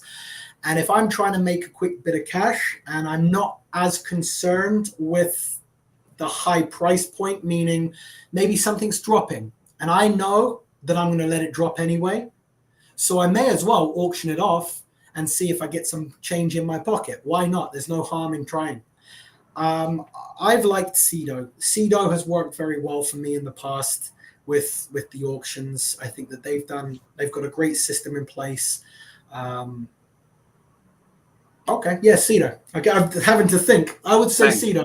Yeah, I would say Cedo, but it's not something that I traditionally do is auction names. I buy a lot, but I don't necessarily sell a lot on auctions. Okay. Bang! Now we're going into a CCTLD question that is seen as GTLD. Do you see any potential in the VC extension? Very nice question. Thank you. Sorry, I can't see behind this. VC. VC. V for Victor. Yes, Victoria Charlie. Yes. Yes. Venture capital. Yeah. Okay. Well, interesting. I wonder if this gentleman has read a couple of years ago in the DN Journal State of the Industry report.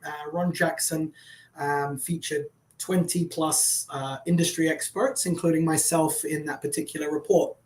And one of the questions that was asked that I answered was, what do I see the future of certain new extensions? And one of them I mentioned and specifically spoke about was VC. I like it. I personally, this is my opinion, I like .vc, venture capital. It could be for Vatican City, it could be for Vegas Casino, it could be for multiple other uses. Of course, we traditionally think VC, venture capital, venture capitalist. I like it. And if you go and look at sales, and I did write in this report how it's been on a steady, slow progress up. I think, I haven't checked in recent months, I think that it's still a slow, steady up. It's one of those extensions that is less spoken about, and we're seeing less big sales, but we are seeing sales slowly happen. And in that State of the Industry report in DN Journal, I said, and I think it was published on the 4th of January last year, I said that I believe in the next 6 months, I think it was, or in the forthcoming months, that we're going to see the biggest sale of .vc happen. And it wasn't through us, but just later that month in January, we saw a record-breaking, I think it was a $50,000 .vc sale that later that month. And my predictions came true in the same month, which I did not predict. And yeah, I like it. I think that there's opportunity, but I think at the moment it's more on the backbench with quiet, slow success, unlike the .ai, which has recently shot up and shot into the, we were seeing a lot more sales there, a lot of activity because of the global community talking about AI, and the advancement of technology. So VC, there isn't as much global chatter. It's just something that I like, I see going up slowly. Well, not only that for AI, Mark, Google did, I don't know, have you heard that? Yes, I think this month, wasn't this month, probably this month, Google did announce that they are removing the status of CCTLD for AI. Oh, okay. And so they will get better coverage in search rankings. So it is, and then I just came up and said, look, somebody could argue that there will be damage done to those little islands. To where the extension CCTLD but belongs, but then the population is so little that the damage is nothing. Everybody will be a winner with .ai. Yeah, yes. I mean, you can say that about a lot of extension. Look at IO, the British Indian Ocean Territory. Yes. There was a lot of controversy some years ago about that and the IO going back, and there was some articles wrote that. And look at the .me extension, me. There's a lot of extensions, of course, that have had their moment in the sun that still are used very frequently. I don't think, like, what was me? Me was that Montenegro? I think Montenegro, yes. They are thinking to come to the summit, yes. So yes. There you go. So I think that there's a lot of opportunity with these CCLTs. And it's funny how, yeah, a lot of these big influencers and big companies can have an effect. And IO, honestly, even though we are the #1 brokerage in the world for success with IO domains, I still don't 100% get why IO took off when ones, zeros, I, and O's are often not as valuable in terms of letters in other domain extensions. And it's interesting. I know why IO, I mean, obviously I'm familiar with why IO has been a success, but it still psychologically mesmerizes me that of all the extensions, like IT, which is for Italy, yes, that IO is the one that shot up and took off. Absolutely. Yes. And well, I think it is just a question of who was the first. It is a question of snowball. Yeah, absolutely. Yeah. And again, a lot of the time, a lot of influences. I mean, that's what I've done in this industry as well. A lot of people don't realize that my whole experience in domaining hasn't been focused purely around premium domain sales. I've done a lot of strategic partnerships with corporate clients and celebrities and influencers. So the way I accidentally fell into this industry was because of my wrestling background. And at the time, .club needing, as I mentioned earlier, to further their advancement in the industry early on in the new GTLD sector, with celebrities like 50 Cent and Demi Lovato, who were already using a .club at that time. They wanted more celebrities and influencers to use it, obviously greater exposure to the extension. And that's really what I did for the first year and a bit of my life, was onboard influencers and public figures to use the .club extension. And then about a year ago, I was doing the same with Radix. And we've just heard now that I think it's Mr. Beast is using MrBeast.store. And there's Mr. Beast is the #1 followed YouTuber in the world. Yeah. And I was a part of some very nice success stories with Radix, and some nice public influencers now using that because of strategic partnerships and doors that I opened at my time working with the registry. And that is something that I feel that a lot of registries can do, is open doors, just like I began in this industry doing, is onboarding influencers and celebrities to get that global exposure. And the more people that get these in their hands, the more eyes and more awareness spreads. We've still only scratched the surface of this new GTLD industry, and it's 9 years old. So I think that with previous question like the .vc, the .io, the .me, whatever the extension may be, when the right person uses it and somebody believes in it, look at Elon Musk. Elon Musk right now is using X.ai, and AI extension is going up as well. And X.com. Of course. The big news, of course. As of today, I immediately woke up, clicked on my Twitter account, and there you go. X, Twitter no more. Advancements literally every day in this world. Bang. What do you think of .tv and .fm? They've got their usage cases. They're very niche markets. .tv had a very big moment in the sun some years ago. I think that I don't know how .tv is doing in recent years. Maybe that speaks for itself. I haven't really seen many big sales happen. Maybe that's because they haven't been happening, or maybe I just haven't been paying attention to it. But I haven't seen much .tv. .fm, I mean, radio is obviously still alive, but I think that there's a lot of alternative to radio now, where radio may have been better used for different radio efforts, whereas now we've got podcasts and we've now got video casts. Yes. So maybe FM has lost its momentum. I don't even know if it ever had momentum, quite frankly. But maybe it lost its momentum because of new advancing technologies, and it's simple as that with that. And .tv may be similar and same. Okay. And Joe says, thank you for answering all my questions. You're very welcome. Awesome. You're very welcome.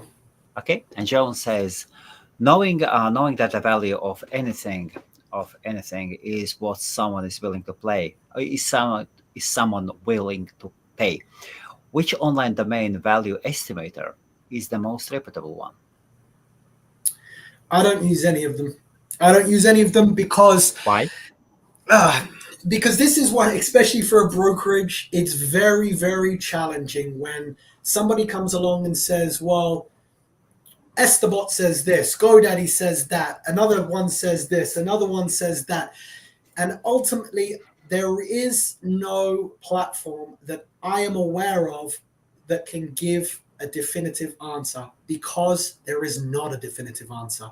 However, Esterbot, if I have to, I use it for .coms and only .coms. Okay. I don't think Esterbot, I don't honestly think that there's enough data for the GTLDs, especially with the knowledge that I have working on the inside of registries, knowing what is selling on a daily basis and not getting reported to the industry. So I know that there is so much success happening, but we're not getting told about it. So with the .coms, we've had enough years, decades now, to have an accumulation of build-up. So I think that a platform like Esterbot and Saw.com, Jeff Gabriel and Amanda, they've done a great job with their appraising platform, actually. I actually forgot about that one. I apologize. Yeah, Saw.com is a great platform that I have used quite a few times alongside Esterbot. So for .coms, I don't really use it for any other extension besides the .coms. So I'd use either of those, but take it with a grain of salt. Please don't go to one of those platforms, get the appraisal and say, that is the price of my domain name. No appraisal platform appraised voice.com at $30 million. Yet it's sold at that price. And that is the same with many of these extensions, many of these domains, excuse me. There is nothing definitive. Take it with a grain of salt. Use it as additional knowledge, but not as what you base the foundation of your footsteps forward with. And voice.com also was an insane sale. Absolutely insane sale. Of course. And it's a great anomaly in the system. And that's what it is. It's an anomaly. We are seeing more sales happening. And I know that Andrew Miller and Andrew and Hilco, and they're doing an incredible job of selling some of these absolutely astounding, big multi-million-dollar sales. And I'm looking forward to seeing Andrew in a few weeks. I'm going to be heading up to Boston. And, it's a beautiful thing that when you can collaborate, communicate, talk, learn, and advance yourself from those that are having big successes around. And that is why, like these questions that are being asked now, although I am definitely somebody that has had success, I am not the most successful. I've just found my own path to success. And I look forward to continue having more success. Am I the best of the best of the best in the world? Absolutely not, and I do not claim to be. I've broken records, I've made headlines, I've sold millions of dollars of domains, but I've got a lot of learning to continue doing in this industry. What is your personal portfolio? Can we dive into it? No. How many I gotta say no sometimes. Come on, Helmuts. I gotta say no sometimes. I'm definitely free flowing. Oh, you can definitely answer more positively to this positive question. Oh yeah, never say no. Never say no. Yes. I fell victim to my own words. No, I mean, I like .ios because I really understand the IO market. I lost a lot of money on crypto. Unfortunately, I lost a lot of money on crypto. That was one of my failures. No, I'm not crying. That's one of my failures, is investing in something that I knew very little about. Okay. And I didn't do as much research as I should. I didn't do or have as much knowledge as I needed. And I didn't do what needed to be done in order to invest the amount of money that I did. If I was just going to be playing with a bit of pocket change just for a little bit of fun and see what happens, okay, you're right. There's no harm in a little bit of pocket change. When you're investing substantial amounts of money into something, in my opinion, learning from failure, do it with something that you know more about. And if you don't know about it, learn about it first. Because I saw successes going left and right, and just like in the casino, I put a bit of money on the table and I won. And that enticed me to put a bit more money on the table. And I won. Now I've got this little pile of money from a small amount of money. And so I pushed it all in and I lost. Just because you considered yourself to be an expert. No, I did not. I can confirm now. I never have ever said that I was an expert with crypto. And that was proven by zero success and all failure. But I've learned from that, bettered myself, and I've come out the other side more knowledgeable that common sense says, do this. But I went against common sense and said, I'm going to take a risk. And that's fine. Taking risks in life is a good thing, in my opinion. But knowing when to stop is also strength that you need to possess. And just like gambling, if you don't know when to stop at the roulette table, you're going to lose. Know when to walk away. And for a lot of people, that line is hard to find. And I didn't know where that line was with crypto, and I lost it all. Still, for a business owner, one of the characteristics is persistence, persistence, persistence. Correct. We are in a tough spot. So, .ios, .coms as well? Yeah, .coms as well. But again, right now in my life, when it comes to .coms, I found that for me and for what I do in my personal life and professional life, I am more suited to brokering these big category-defining one-word .coms. We've got some fantastic one-word .coms under brokerage, and I would rather focus on those. And then, of course, the commission I gain, maybe use some of that to invest in others that the company can now own ourselves. But for now, I would rather focus on something that I was too late for, meaning these big one-word .coms were taken up decades ago. And we would all love to own big one-word category-defining .coms. Yes. So I'm not fortunate to own one of those. I have .coms that I like and I prefer, but right now in my career, right now in my life, .ios and matching to the left and right of the .gtlds. We've seen some of the biggest sales in GTLD history come from what matches to the right and left. The .club, the club, casino online or online casino, two separate sales, online.casino, casino.online, vacation.rentals, vacation rentals. These have all been for hundreds of thousands of dollars. I think one of them was what, $500 and something thousand. The .club was $300,000. We've seen sales there because it makes a makes sense phrase. Not every one of them is going to be like that. I am aware that there is a seven-figure GTLD sale that has happened out there. We have already reached that point. I don't know what it is. I know the person who sold it, and I know their status and reputation, and I've got no reason to question them. They are also fantastic in this industry with GTLDs. And so I'm aware that we've already reached a seven-figure selling point of GTLDs. Now we can continue on forward. Which GTLD was it? I have no information about it. I just trust the source it came from, directly from the seller. Okay, so you would be careful up here. Okay. So yeah, GTLDs, exact match, .ios, and of course, if you're not able to get those category-defining one-word .coms, find good two-word .coms that obviously have a nice flow to them, something that's a strong two-word, and they're really where I'm focusing on right now. I like to always keep my personal portfolio and my business separate. They don't merge together. They are separate. We focus 100% at MrPremium.com on our clients' names. We've had a few cross sales of some of my personal inventory. So I owned Salary.io, and I personally sold that for $12,500. And that's actually a good point to make as well. I bought that name, if I'm not mistaken, I bought that name for $2,000 about 6 months earlier. And so I ended up making a $10,500 profit within 6 months. And that was my personal choice. And this is where we come back to that conversation earlier about knowing psychologically where your floor is, the psychological status of the seller, what satisfies the floor price of the person who's selling it, and where do you see the maximum price. At that point, there was a lot of chatter about companies and employees accepting salary in crypto.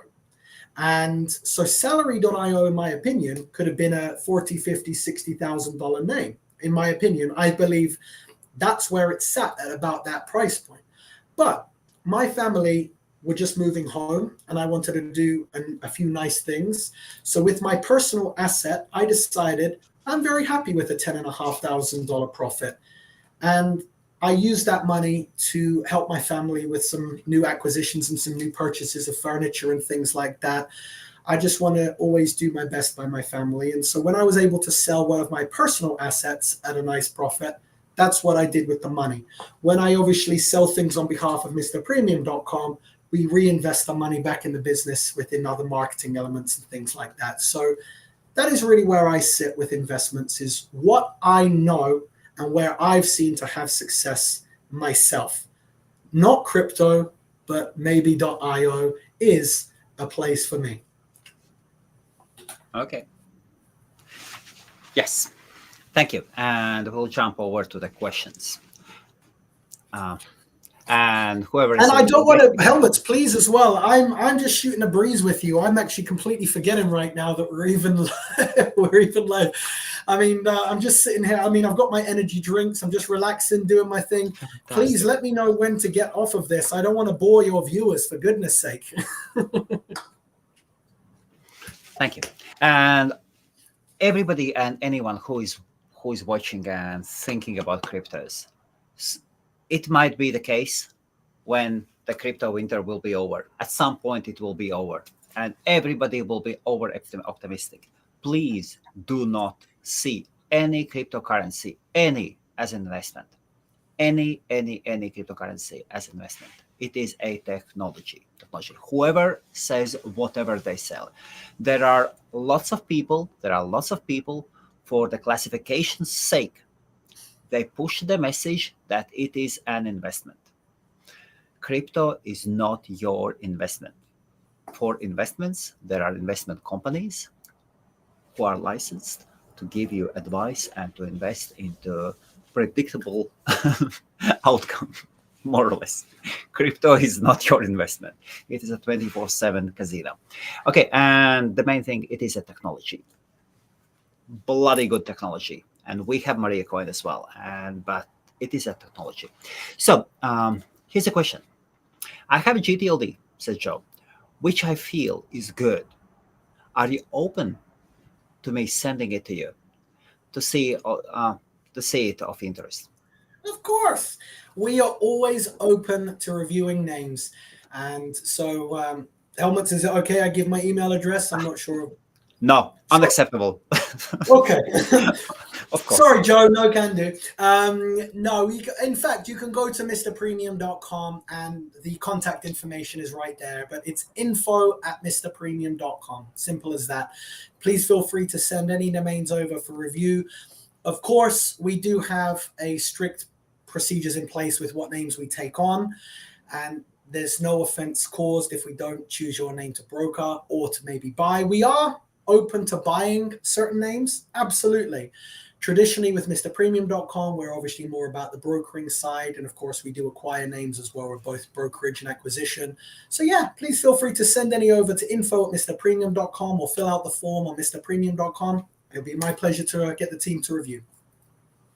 Oh, it just brings me up one thing. I remember I was using one of the tools and I was checking your website, and it threw out that you have two emails. One is info, another one is Mark. Is Mark the second one? Yes, Mark at Mr. Premium. That's my personal email, correct? Sorry. Yeah, that's my, Sorry. Thanks. Thanks, Elvis. You're welcome. You're welcome. No, it's no problem at all. Mark@mrpremium.com is my personal email. Info@ goes to all of the team. It's fine. It's out there. Of course. It is out there, of course. It's out there. It's out there. I think it's on my LinkedIn. It's fine. It should be. It should be out there. Okay. Which paid tools do you use for domaining? Very good question. Domain IQ. Oh, absolutely. DomainIQ.com. Name bio. Yeah. Sorry, Helmuts. No. Go on. DomainIQ.com is something that I use a lot. Again, both professionally, personally, whatever. In domaining in general, I use Domain IQ, which is great at looking at history of ownership and also looking at portfolio. It gives a lot of insight into a potential buyer or a seller. And if you're looking to acquire a name, you can figure out who may own it. Obviously, a buyer, if you're trying to buy a name, or if you're trying to sell it. It's many functionalities there. I use it for buying and selling specifically to find the information of history, but there's many more tools on there as well. Namebio.com is something that, of course, I think everybody should use. In my opinion, I don't know how, if you don't use it, I don't know how you live in this industry. I mean, it's something that it's saved in my favorites and used every day. And looking at historical sales comparables, and there's many other functionalities on there as well. What else is there? There was one more that I use.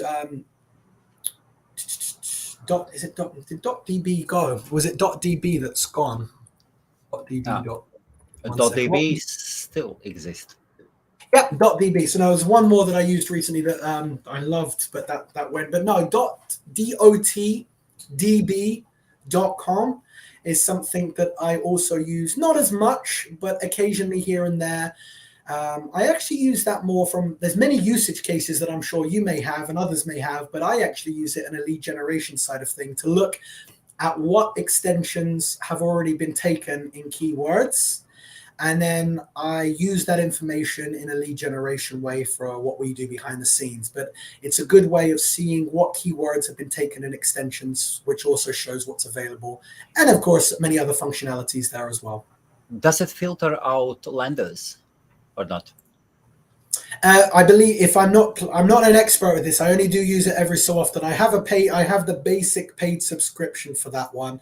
So I think that's on the next level up. You can do to extra functionalities. Okay. I'm not qualified to talk about that part, but I'm sure that you'll be able to get the answers on .db. It would be great to see this option.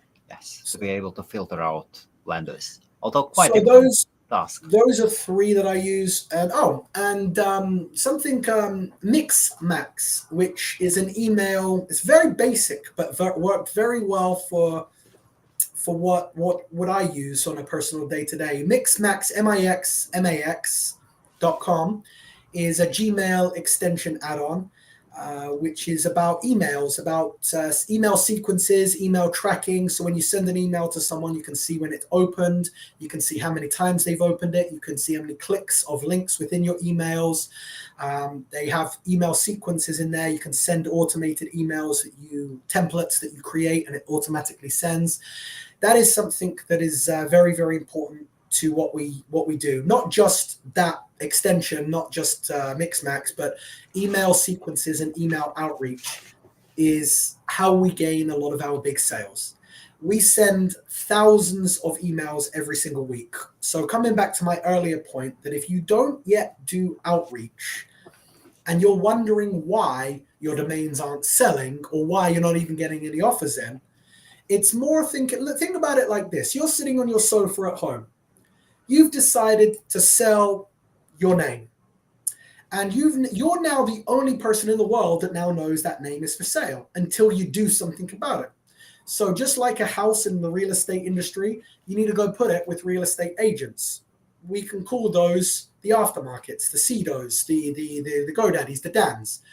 They do not do the outreach for you, such as what a real estate agent might do. So you've got to make sure that now you've put your name in their shop window, so to speak, that you bring attention to your name. You bring attention to your virtual property. How do you do that? Send emails to warm and hot leads. I discourage cold emails in the sense of there's no sense for why you're reaching out to that person. It has to be, in my opinion, a warm lead, an upgrade. So if you own weareabc.com and you have abc.com for sale, yes, there is a reason and a rationale why you are reaching out to them. If you're just blindly sending emails to anyone that you can find their addresses for no reason other than you found their email address somewhere, which we get a lot of inbound ourselves. Do you want to buy this name? Do you want to buy this name? Do you want to buy this name?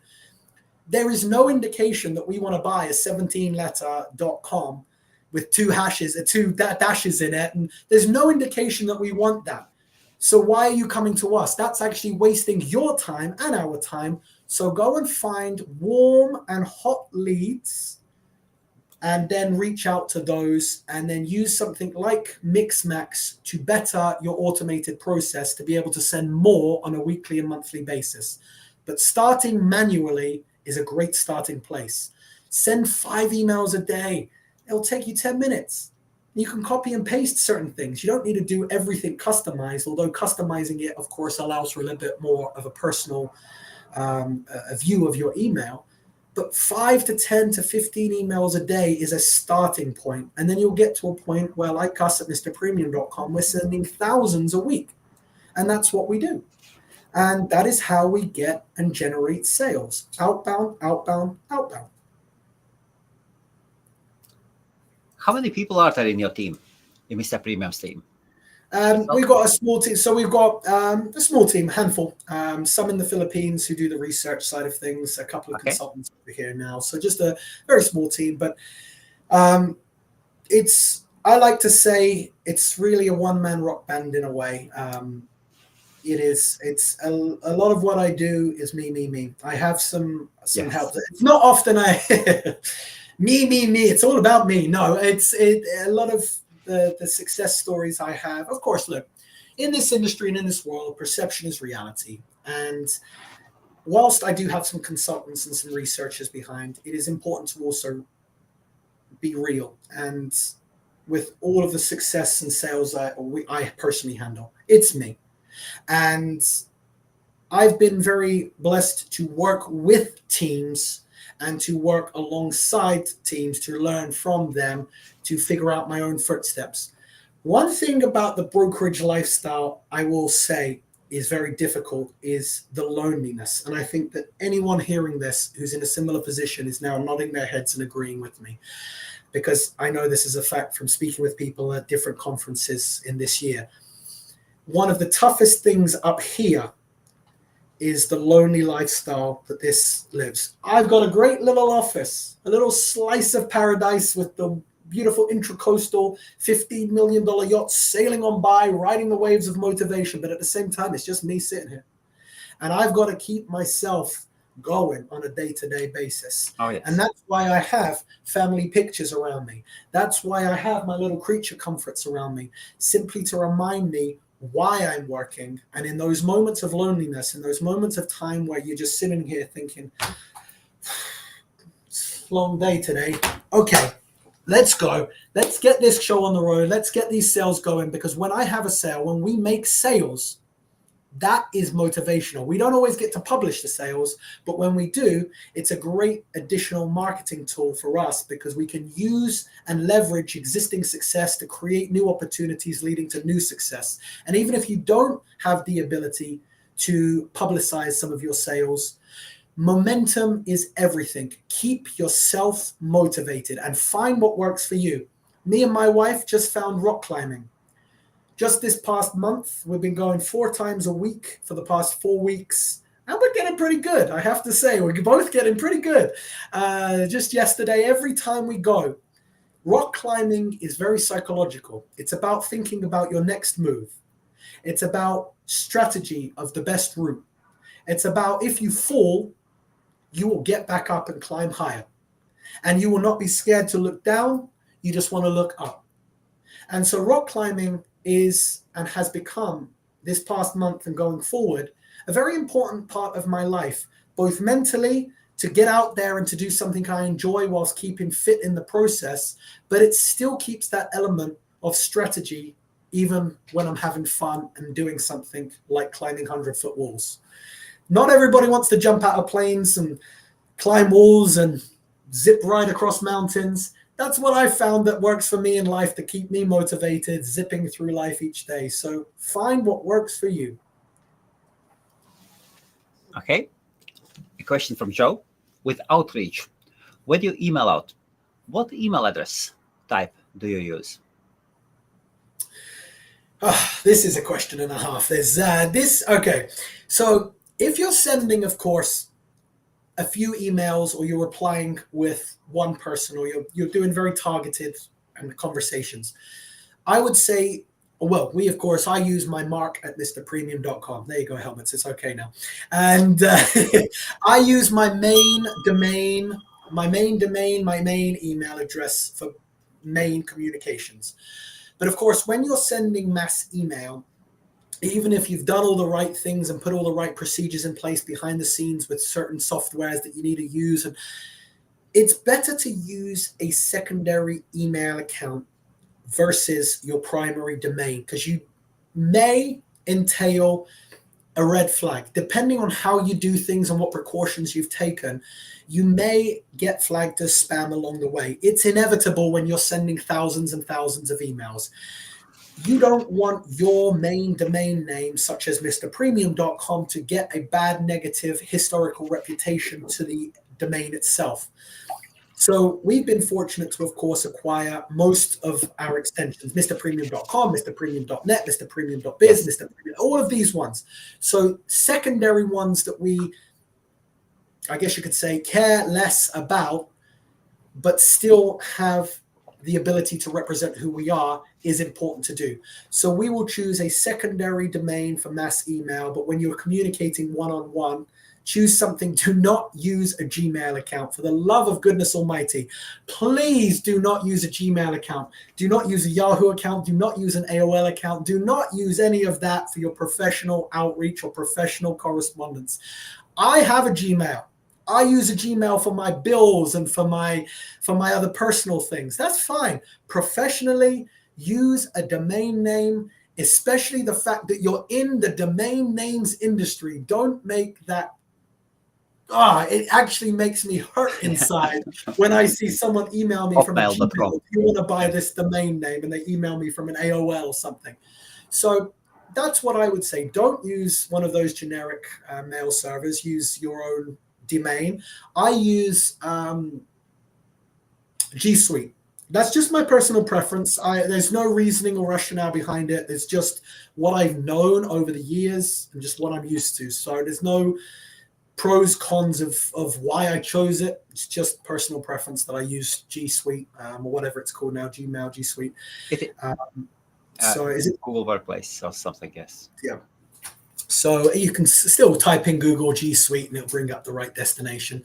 I think I pay like $12 a month for my email accounts or something like that. And so it works. So yeah, I would definitely say don't use Gmail, use an actual domain name and be careful as well. Okay, so I've mentioned, of course, many pros behind GTLDs, and there are some cons, unfortunately, still, that some of these extensions may get flagged as more likely as spam. I'm not going to mention any extensions, but there are some extensions out there in this world that have had some negative press over the years. And sometimes, and you can do just a little research yourself, and you'll see there are some more reputable domain extensions that are less susceptible to getting flagged as spam when going into inboxes.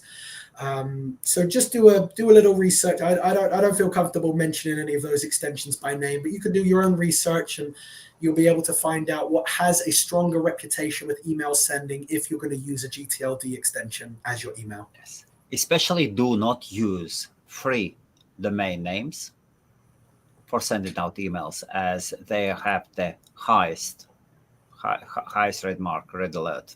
What do you mean by free?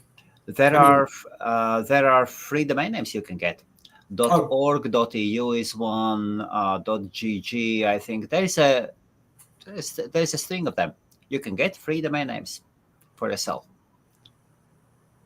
So do you mean like free for the first year? Well, yes, you would renew. No.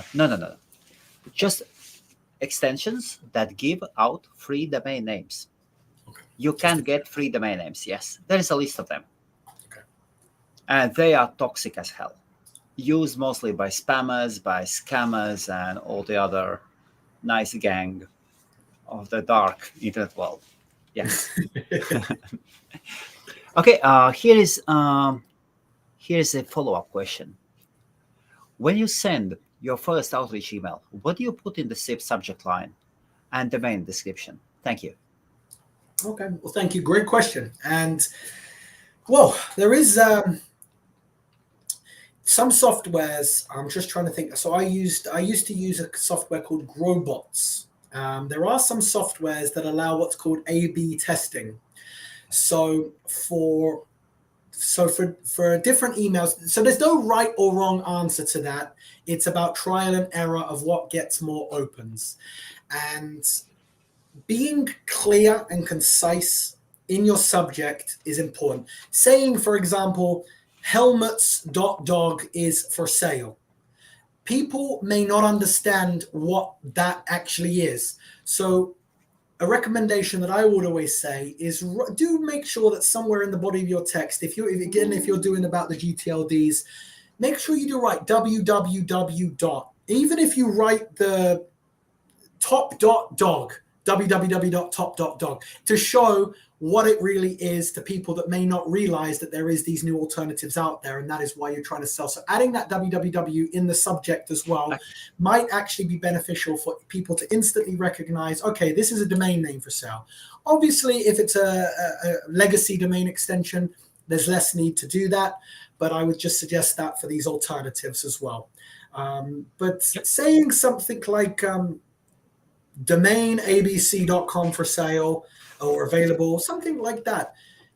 But be careful of keywords. There's certain keywords that will get flagged by Google and other software. So like discount and for. I'm not saying you can't write these words in emails. I'm just saying that there's a higher spam rate for keywords such as for sale or discount. Try and find and use alternative words to for sale, discount, available. There's always alternatives. So that's always worth considering. But if you look at A/B testing, send different ones. Write the same subject for certain emails. Write a different subject for other emails and see which works better for you. And there is no right or wrong answer. And I think, oh, hallelujah, light bulb, I've got it. It's the perfect email. It's the perfect subject. 1,000 sent. The next day, change the email, change the subject, it changes daily. You advance your head, you advance your thinking. I'll tell you this, when I originally began in this industry, and I found one recently, I should really share that with everybody. It's oh my God, it's a cringe-worthy book of an email that I started writing in the first weeks of entering in this industry as email outreach. That was, I didn't send it, but that was my drafts emails that I was sending, that I wanted to send. And no. Keep it short, keep it concise. And once they reply, you can expand. Give them enough information to know what you're talking about. Give them enough information to have a level of intriguement that they want to reply to you, and also end it in a way that you invite them to contact you. Don't just say, go buy it. Say, if you have any questions, it'll be my pleasure to assist. And I actually say by email, phone, or LinkedIn. And I actually link my LinkedIn page to it. So the benefit of that as well. So the benefit of keeping your LinkedIn page up to date, if you don't have one, in my opinion, get one, because if you're trying to be a business lady, a businessman, or a woman in this industry and you want to sell names, having some type of visual representation of who you are is important for trust. If you are just a blank face and no one knows who you are and no one can find who you are, then lack of trust, lack of credibility, they're not going to walk away. If they can click a button very easily and it goes directly to your LinkedIn page and they can see that you are a real person, well, as real as what they're seeing on a LinkedIn page at least, then that gives a little ounce more trust and credibility. And I think that accumulated with the testing of different subjects, domain ABC available now. Simple. Try that. That's not what I'm saying I use, but I'm just saying that is an option to make sure that the point is across and you actually get someone to open. If that doesn't work for X amount of emails, try something else. Keep trying until you hit what seems to work for you. Keep adapting, keep advancing. There is no one right subject. There is different audiences who interpret things differently. So that's why following up is also very important. The importance of follow-up. If you use email software such as Mixmax, you are able to see if someone's opened your email or not. If someone has not opened your email, then maybe send them another subject. If someone has opened your email once, I like to say you don't know why they've only opened it once. They may have read it and not liked it, or they may have opened it and thought it may be spam just closed it. Or they might be at dinner with their wife or husband. They might be busy. They might be at a party. You don't know what is going on at the other end of that screen. So follow up. And as long as you follow up without spamming somebody, don't send an email every single day or every single week. Be realistic. Follow and track people's opens and people's rates, but don't be creepy about it. Don't say to somebody at the other end, I see you've opened my email 14 times and clicked the link twice. That's creepy. Don't do that. Just use that to your advantage. Use that knowledge to follow up at the right time. If somebody's opened your email at 7 p.m. twice, the likelihood is they may actually reply, but maybe not that night. It's now 7 p.m. They might be at dinner. They may reply to you the next day or the next day. Allow some days to go by. And if they still haven't replied to you, send a courtesy follow-up as a thread to your original email. That's my opinion. Again, everybody has different ways of doing things. I'm not saying my way is the right way. I'm just saying what has worked for me up until this point. Okay, and here's a question about what do you think about the domain name palaces.io? I'm in doubt to renew it or just let go. I can't see. I'm trying to get on my screen helmets. I've got the camera settings and I can't see. Can you spell that for me, please? Palaces in plural. A palace and plural palaces. Well, I never like to say okay. I am not here to say trash or treasure to anyone because you obviously must have had a reason for registering that name. From initial sounding of it, the fact that I couldn't even completely hear what it was, it's not like it already doesn't necessarily sound like a most premium name. And I'm so sorry, I can't see it on my screen, Helmuts. I apologize. I can't actually see it on my screen. So just try to clean it. Because if I click leave. No, not click leave. Check where your camera is. Or if you wish to, you can leave. Oh my goodness, that's on me. Good. Sorry. See, look, I say that I'm an expert, and all I had to do was zoom out of my screen. For goodness' sake, yes. I haven't been able to. Sorted. Okay. Sorted. Very good. Palaces. Okay, thank you. Well, okay. In my opinion, knowing what has been selling in the .io extension at higher prices, traditionally it has been non-plural names. Palace.io, in my opinion, would be more valuable than Palaces. Palaces isn't something that flows very well in everyday language.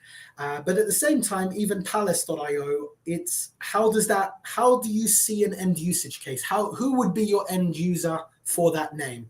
Palaces.io. You bought that name, the gentleman, the person who obviously registered this name, they bought that name for a reason.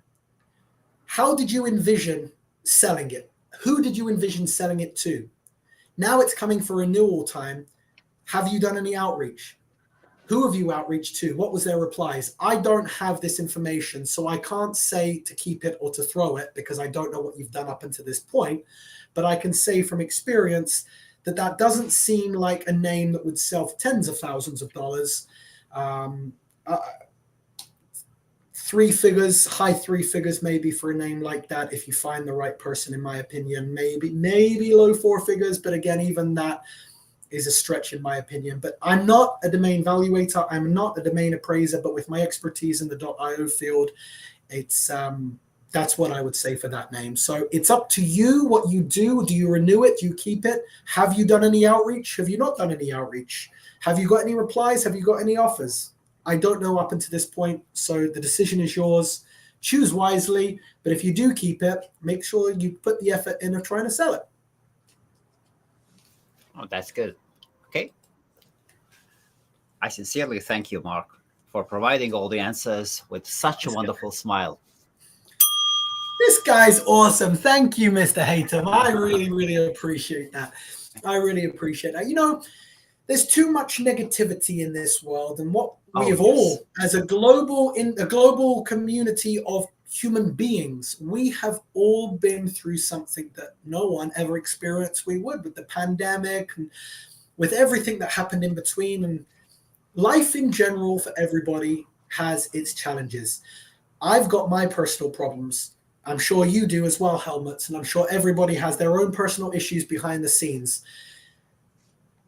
Live life happy. There's enough negativity to go around this world. Why can't you just wear a smile on your face? Nothing's fake about this smile. I'm happy. I've got a lot of challenges. I've got a lot of issues. And one thing, as I said, I've learned about my wife: happy wife, happy life. So keep the wife happy and you're good if you're married. Other than that, why not wear a smile? Why not? So thank you so much for saying that. It's very kind of you. And the technical question: which software do you like to use for mass mail outs? For sending mass emails? Again, Mixmax, as I've mentioned, does have that capabilities.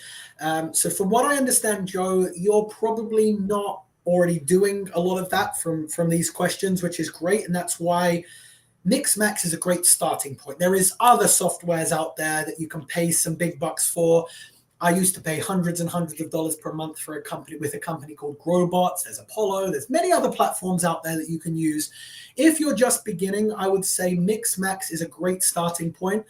I'm not sure if there is a free option anymore where you get up to 100 free sent emails per month where you get to view those. It's worth checking. I haven't checked in a while, but I think it's as low as like $10 a month, $15 a month for something like that. They do have higher packages, of course, but for you starting as a foundation, Mixmax is a great place to start. I personally have sold 7 figures worth of domains over the years using that software, which in itself is a foundational software. So it definitely does the job. There is a lot of software far more advanced out there that you pay some money for. As a starting point, Mixmax.com. I should get some commission from them. I've recommended this damn platform to a lot of people. and they would write you, we should get some commission from you. There you go. By the way, with any of the softwares that I've said today and I recommended, I always like to mention that I don't work for them. I'm not getting any commission from them. This is just me shooting the breeze and being real. This is me being me, giving some insight into what's worked for me, what I use. And nothing I've said today I've got any involvement with on a business level. Okay, fantastic. And I think it is time to wrap up. And as this is not the last time we see Mark here. So got your advice. That's about palaces.io. Mark, thank you. Okay, and also Mark. Thank you for asking. Sending you happy vibes from the UK. I hope that it's a bit better weather next month. I believe it's not great weather right now, but we're going to be next month. Where are we going to be? London Domain Summit. And Joe is one of the most positive people I have ever met. Mark, I can see. Seriously, you unimaginably absolutely amazing woman. And in fact, Joe, please do me a favor. Do send me an email, mark@mrpremium.com. It will be a pleasure to talk more. And if you're good by Helmut's standards, that means you're great by everybody's standards. So thank you very much. I appreciate it. Thank you, Mark. Mark, is there a new GTLD that is on the rise? Maybe there is something that you are seeing some numbers coming up. Well, Don't keep it to yourself. No. I'm a believer in sharing knowledge. Thank you.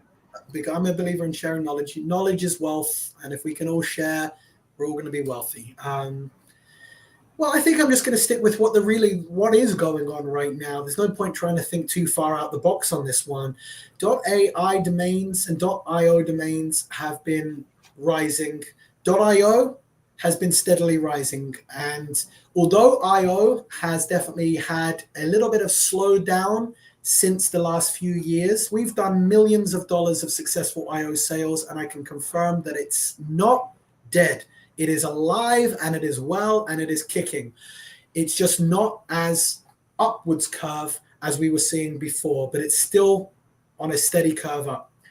AIs, on the other hand, we are seeing a lot of big AI sales happening right now in the market. I congratulate all of these sales that are going on around, and we'll see where the next steps go. As I mentioned, .vc is something that I've personally seen a very slow but continuously steady rise over these last few years. It's not a mainstream talked about extension, but it's something that I keep a personal eye on and watch behind the scenes. We'll see what happens with that over the years. But I think at the present day, the real stories, the AI is going on right now. And of course, there's always trends with the .com. We're seeing keyword.com with AI at either side of it, having a lot of sales as well. So every week, every month, we're seeing different trends.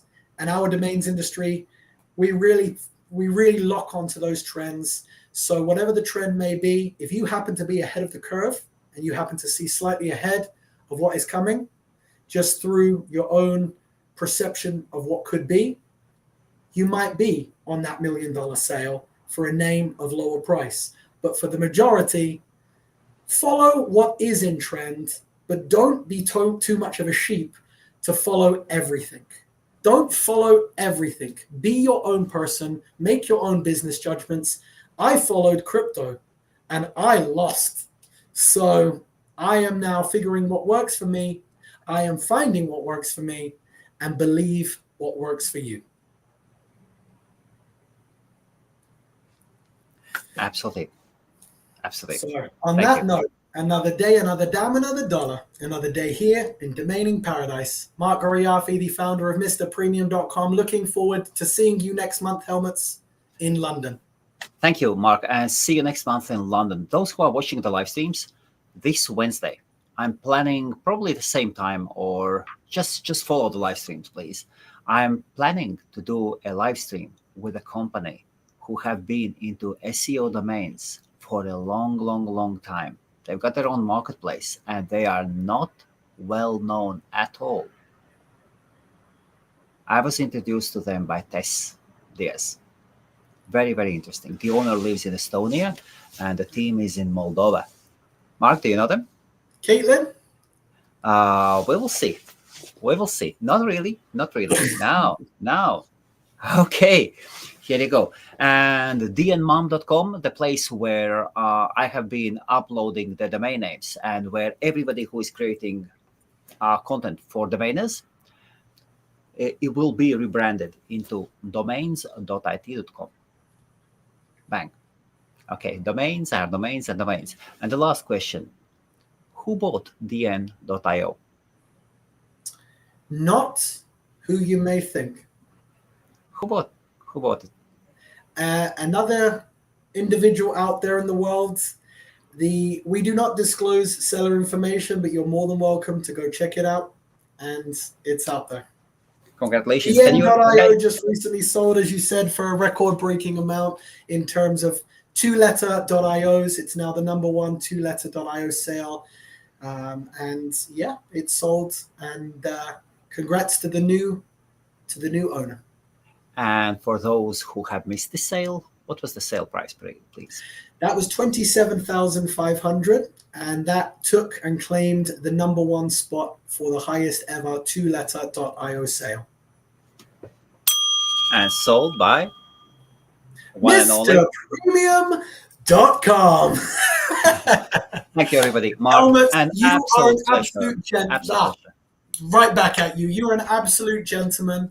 You're not just a colleague, you're a friend, and I genuinely look forward to seeing you next month. And thank you very much for the invite, and I look forward to speaking at your event as well. Thank you. And when you see Hilco, could you please tell them that although they are so huge, I haven't heard of them. The first time I heard of them was a month ago. So mostly they might think everybody knows them. But even people who have been in the industry for a long time, as we do our own stuff, we don't know them. They are most welcome to come to London. I will pass on the message if they're not already watching. Thank you, Big Sir. Thank you, Big Sir. With all the respect to the huge corporation. Thank you so much, Helmuts, once again. Honestly, an absolute pleasure. I really, really appreciate it. So thank you very much from me, the team, And thank everybody for all the questions as well. I really, really appreciate the kindness. Thank you. Thank you for the positivity and experience. Thank you. Bye. Good night.